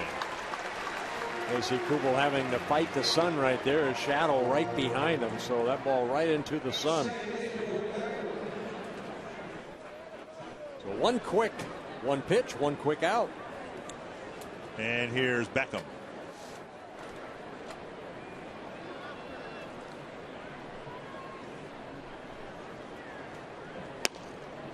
Fastball up and in, ball 1.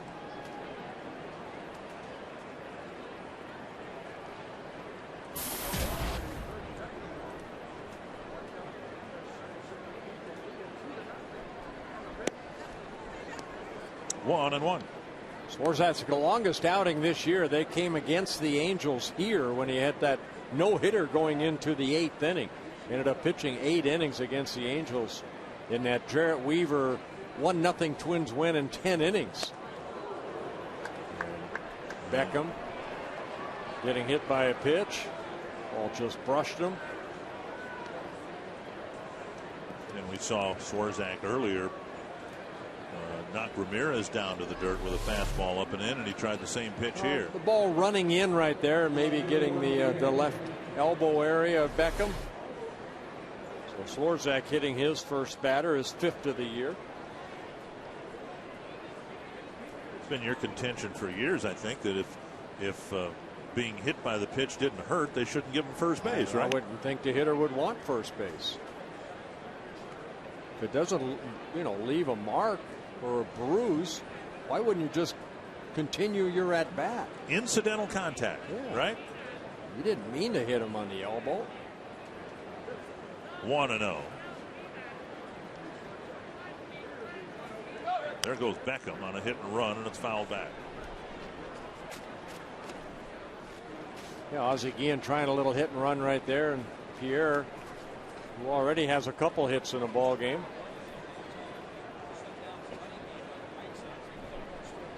Fouled it off.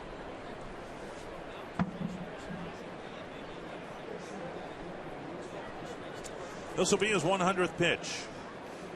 I hope he doesn't blow up.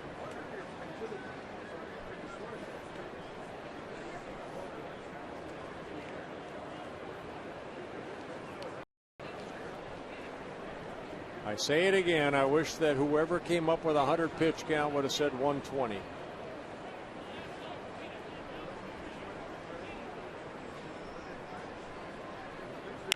Bouncer right side. And Dinkelman knocks it down, and that's about all he can do. Pierre will get an infield hit, and Beckham will go to second. First and second, 1 out. If you want to become a Twins season ticket holder, the only way to do so is to become a member of the Twins On Deck Circle.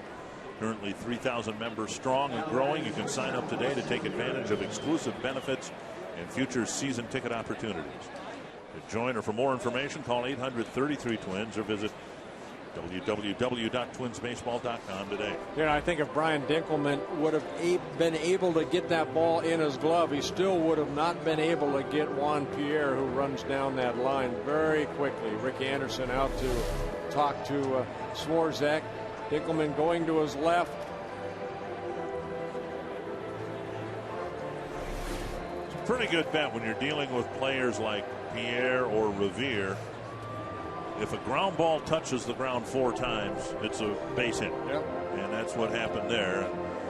Dinkelman couldn't field it cleanly. First batter to reach second base off of Anthony Swarzak since the 3rd inning. Some action in the bullpen. Caps and DeMatre. Ramirez with a bouncer to third, a hard double into the left field corner or past the third base bag, and then a liner to left. Gloved by Kubel.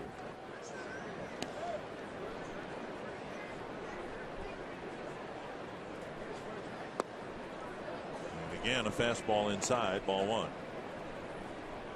Again, the Tigers beat the Indians. So we have a 7.5 game lead over Cleveland. We just saw the pitch count. Great strike to ball ratio for Swarzak. It's a ground ball right here. Some speed out there. Beckham runs pretty well at second. Pierre runs really well at first. So Swarzak needs to be careful here. Rivera has thrown out 2 would-be base stealers and allowed 1 stolen base. Swing and a foul. Ramirez trying to dial long distance. Tried to go back inside again. One thing about Ramirez, he's got some pop in his bat. 14 home runs last year, 18 home runs last year. Excuse me, this year, 14 home runs, 18 last year. He's one of these guys, you keep pitching him hard in, he'll open up, and he can drive that ball over the left field fence. Watch Rivera move. Is he going in or out this time? Last 2 pitches inside. To Valencia. There we go. Good. To Dinkelman. To Hughes, a double play. Very nice. Around the horn double play. And so we go to the bottom of the 8th, and the White Sox still lead 2-0.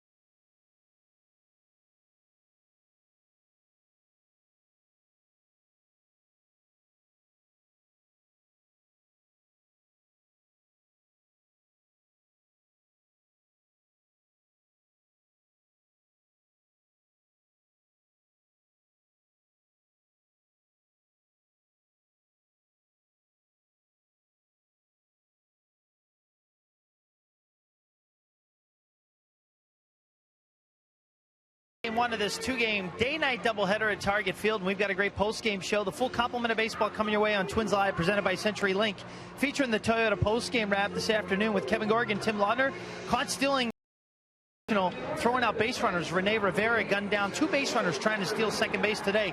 We'll go down through the specifics of that. Roster moves announced. The guys that come up. We have another roster move pending, as Liam Hendriks will start the ball game tomorrow, but he's not officially on the 40-man roster at this time in Gardy's post-game press conference. What do you think of Game 1 and Anthony Swarzak's performance? It was a good one. He'll get his thoughts and also his preview for Game 2 on Twins Live, presented by CenturyLink, as Matt Thornton takes to the mound for the White Sox. Dick. Thank you very much, Robbie. We'll be watching Matt Thornton leading things off, or Ben Revere popping it up to Vizquel right near the third base bag. On Thornton's first pitch, he gets Revere 1 away. Well, very good bullpen for the Chicago White Sox. Matt Thornton, who at the beginning of the year was going to be one of their closers, but didn't pan out. So now he finds himself where he has really done a good job over his career as a setup guy. Making his 52nd relief appearance. Only 16 walks, 4 intentional with 49 strikeouts. Trevor Plouffe takes a fastball up and away. I always looked at Thornton and I thought, well, this guy's a closer waiting to happen. And the White Sox gave him a chance. It didn't last very long. 1-1. Hey, great job by Philip Humber. 7 shutout innings, the 3rd time this year he's pitched 7 shutout innings in a ball game, once against the Yankees, once against the Cubs in his last win on July 2nd.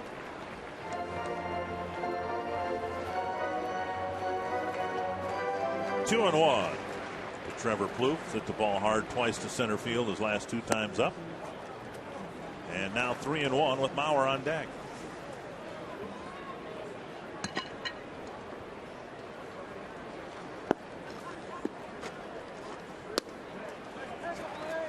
And a walk puts Plouffe aboard. And the first walk of the ball game by either team. Wednesday, it's another Rasmussen College Student Day. The Twins hosting the White Sox at 7:10. Standing room only tickets are half price for students with valid ID.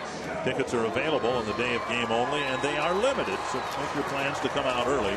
For more info about Rasmussen College Student Days, go to twinsbaseball.com.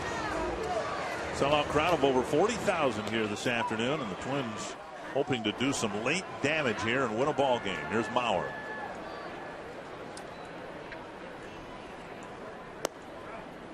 And strike one.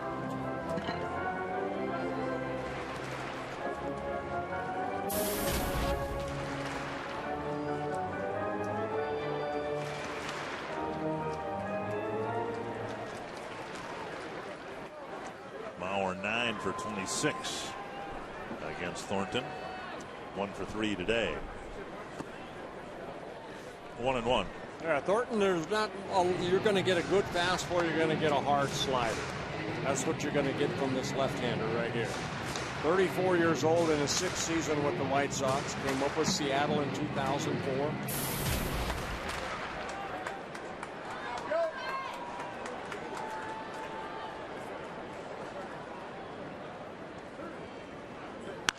That's to center. Piazza over about 8 steps. Out number 2. And that'll bring up Kadire.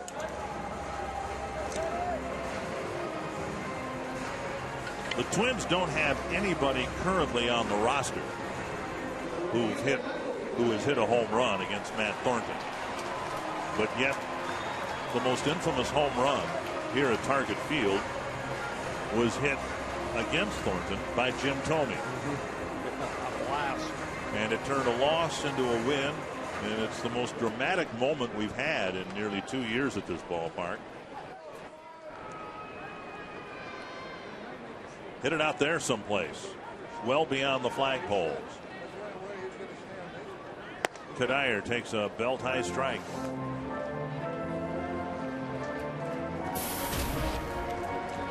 Well, Thornton has allowed 3 home runs on the year, making his 52nd relief appearance. 2 strikes.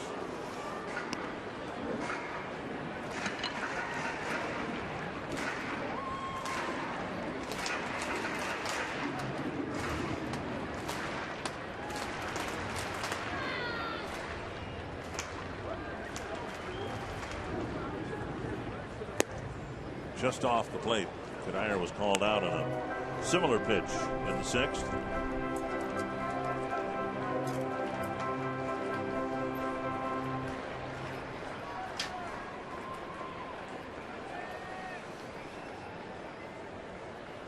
One and 2. Kadire trying to give the Twins a jolt. Fights off a tough pitch.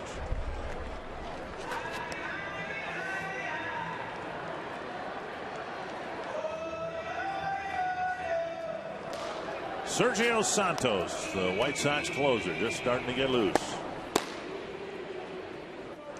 And Joe Nathan up with Matt Capps.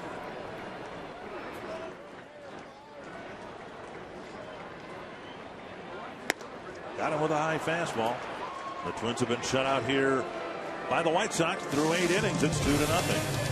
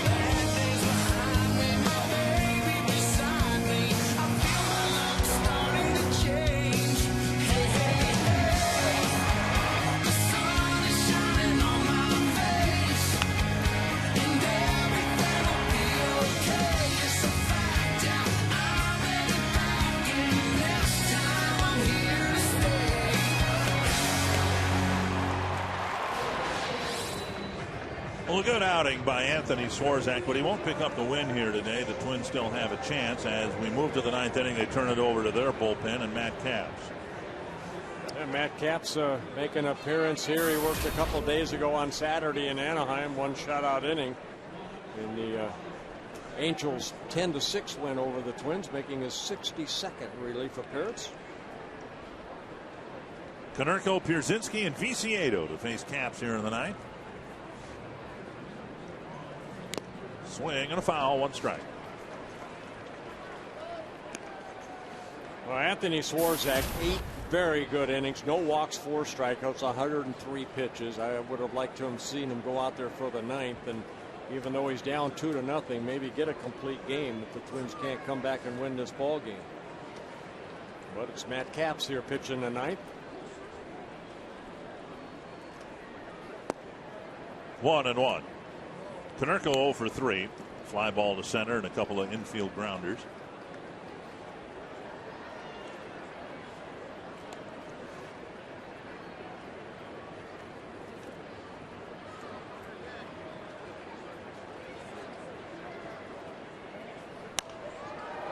One and two.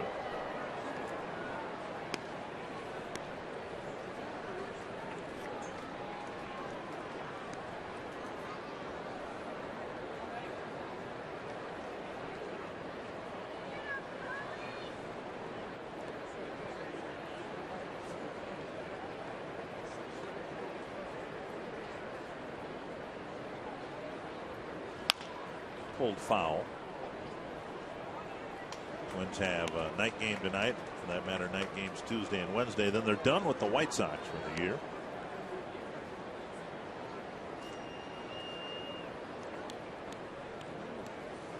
Twins have actually, despite the deficit in the standings, they've done okay, not great, against American League Central teams. Just 26-27 on the season. Yeah, 8-6 this year against the White Sox. Twins kind of controlled the White Sox early on in their meetings, and now it's been the White Sox that have controlled the Twins. 2-2.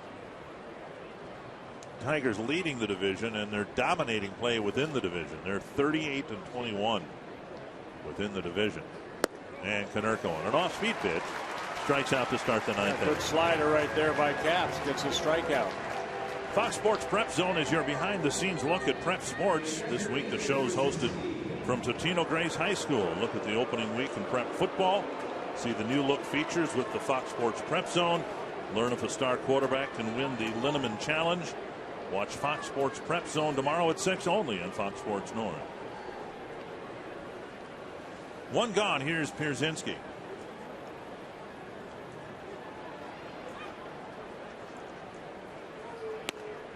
Outside to Pierzynski.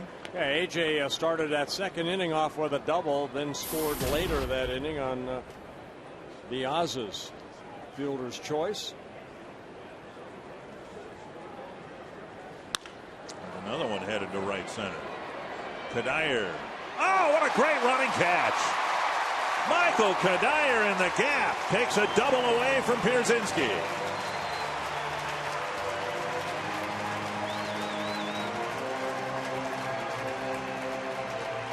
It's pretty to see when you got an outfielder that wants to fill some gaps, and AJ hitting a pitch down. Cuddyer on the run makes a nice grab right at the last second, sticking that glove out as far as he can and making a nice running catch. And Matt Capps says thank you very much, Michael Cuddyer. Here's Viciedo with 2 gone in the 9th. Ball 1. Viciedo with a single. The only hit for either team with men in scoring position, and it did not drive in a run. It advanced Pierzynski to 3rd, where he later scored on a ground ball. That was the first run of the game back in the 2nd inning. And the White Sox got a single and a double to score another run in the 3rd. 2-0.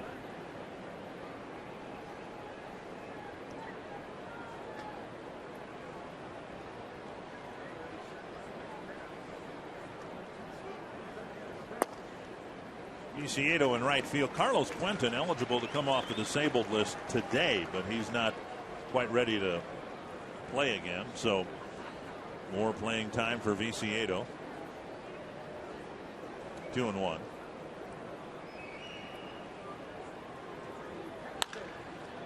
Two and two. Yeah, Quentin on the disabled list with a strained left shoulder.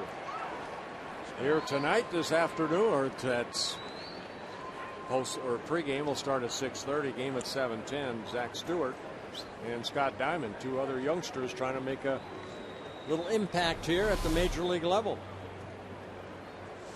There's Scott Diamond.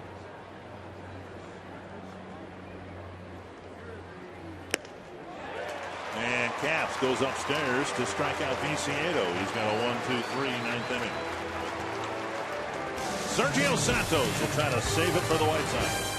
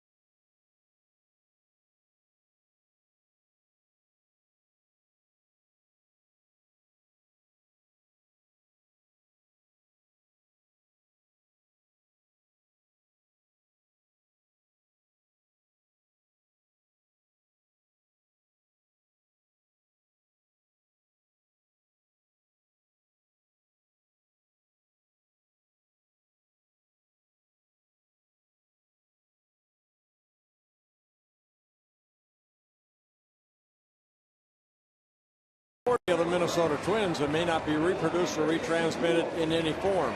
And the accounts and descriptions of this game may not be disseminated without the express written consent of the Minnesota Twins, LLC. New right fielder for the White Sox. It's not that bird either. Brent Lillibridge is out there. Matt Thornton's going to start the ninth inning with left-hander Jason Kubel at the plate. He delivers strike one. Kubel, Valencia, and Dinkelman. So we'll see if Ozzie Guillen lets it ride here with Thornton. And to the backstop. Nice pickup by Kubel. 1-1.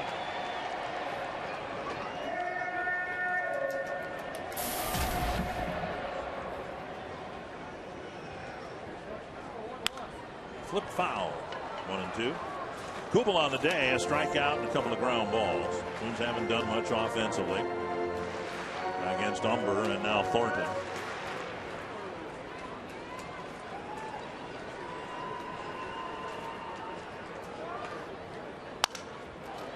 Soft liner fielded by Vizquel. Busted bat line drive for out number one. And here comes Ozzie Guillen. He'll make the move now as he runs out to the mound. Kubel retired and Santos will be asked to come into the middle of an inning. Thornton did his job, and Santos, who misfired in a save opportunity Saturday, will come in and try to get one here on Monday.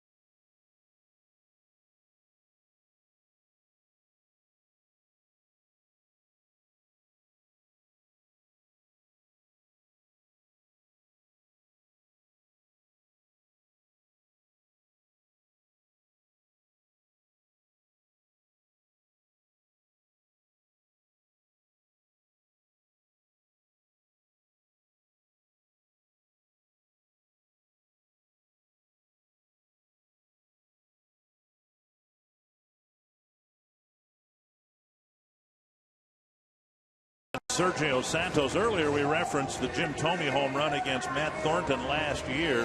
Similar situation Saturday in Detroit. The White Sox had an 8-1 lead. The Tigers got to within 2, and Sergio Santos, who had not given up a run on the road all year long, gave up a game-tying 2-run home run and a walk-off game winner, and that might be the final nail in the coffin, as it turns out, for the White Sox. Hard-throwing Santos. You can see 28 saves and 33 save opportunities.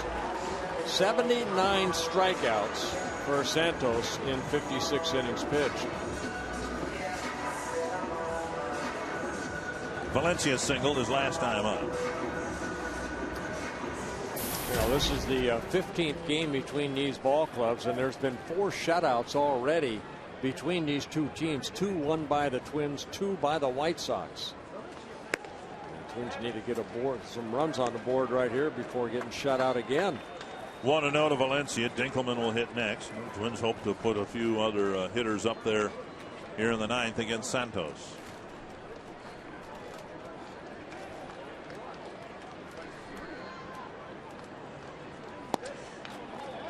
And it's the part of Santos that is still the great unknown. How he will respond to a demoralizing blown save. It happens to every relief pitcher. Every closer gives it up from time to time. 2-0. 3-0. Danny will be taking a pitch right here. Does not have to look down at Steve Little. Twins need a base runner. Brian Dinkelman on deck.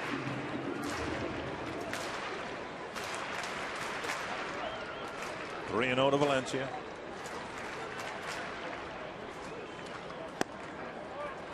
And a strike.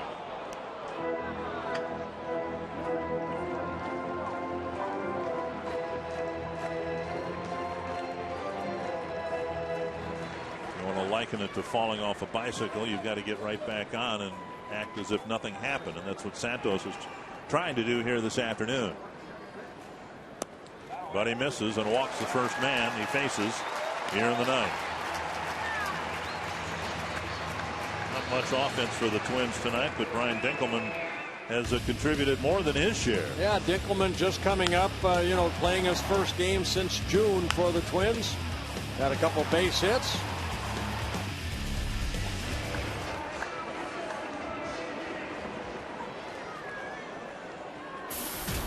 Dinkelman hoping to keep a rally going here. A 1-out walk has put Valencia aboard. Bounce to the right side and off the glove into right field. Valencia around second. He'll go to third. And the Twins are in business now, first and third with 1 away. Well, Brian Dinkelman, who was born in Illinois, got a chance to do something against maybe his favorite team growing up. That or the Cubs for sure. Gets his 3rd hit of the ballgame. Konerko holding the runner, and he came off the bag, and he got a glove on it, but that's it. And then as he made that contact right there, it slowed the ball up, and that allowed Danny Valencia to go from first to third. So Dinkelman having a very good day in his return in a Twins uniform. So the tying run is at first with 1 away. And the Twins are going to pinch run for Dinkelman. It's going to be Nishioka running for Brian Dinkelman. And it just has to be a relief for Ron Gardenhire to be able to make a move like this. For most of the road trip, he was handcuffed because of a very thin bench. So Nishioka at first representing the tying run, and here's Luke Hughes. Strike on the outside corner. Hughes with a bunt single his last time up. Twins need a gapper. I'm a little surprised that the White Sox outfielders aren't playing even deeper than they are.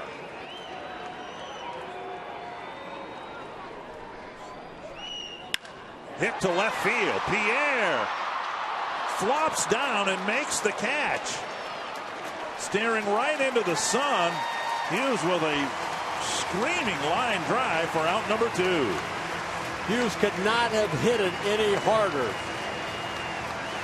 Now, if they're playing deeper right there, Pierre probably doesn't catch that ball. Well, that was a line shot. Again, you see the shadows where they're at. Pierre comes in and has to dive to catch that line drive out. Danny Valencia, he tags up at third base. It's a 2-1 ball game, but a big catch right there by Juan Pierre. And Ozzie Guillen out to talk to his right-hander. Rene Tassoni's been announced as a pinch runner. And how about this? Ozzie Guillen will take Santos out with the left-hander announced. And it'll be Tassoni against Chris Sale.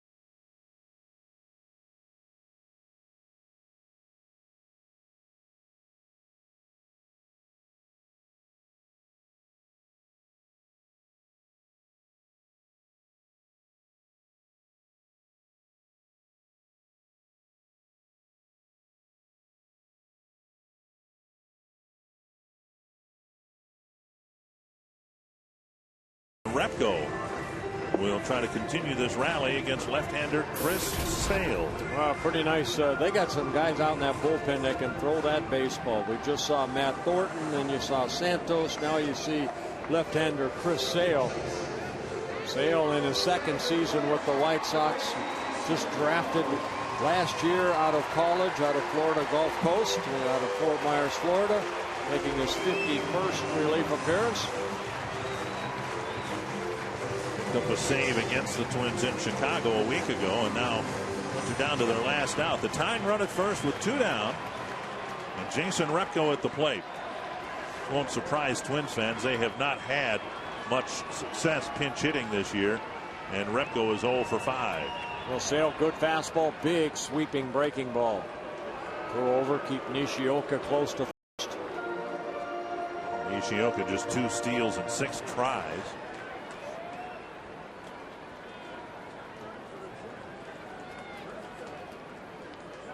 Which doesn't mean he might not give it a try here. Repko takes a strike.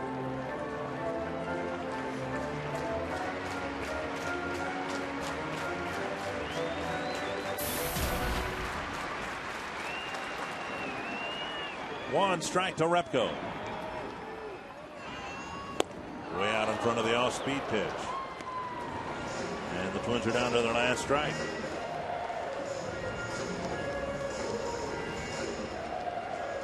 Right-handers hitting just 198 off of Chris Sale.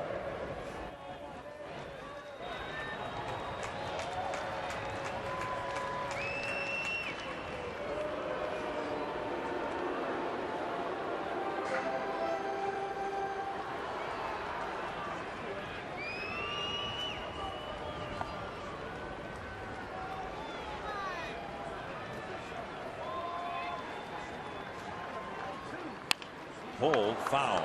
Vizquel about 18 inches off the third baseline.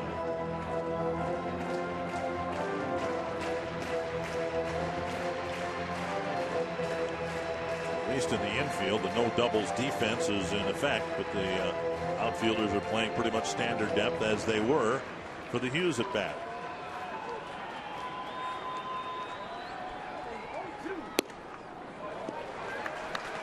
One and two.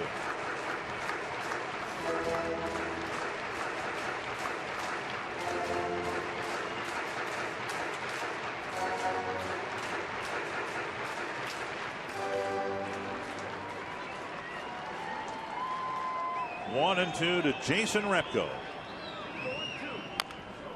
Fouled at the plate. You notice that when he got his save against the Twins in Chicago, seemingly more reliance on the breaking pitch than his 98-mile-per-hour fastball. I tried a changeup right there. Last couple pitches, changeups to Repko.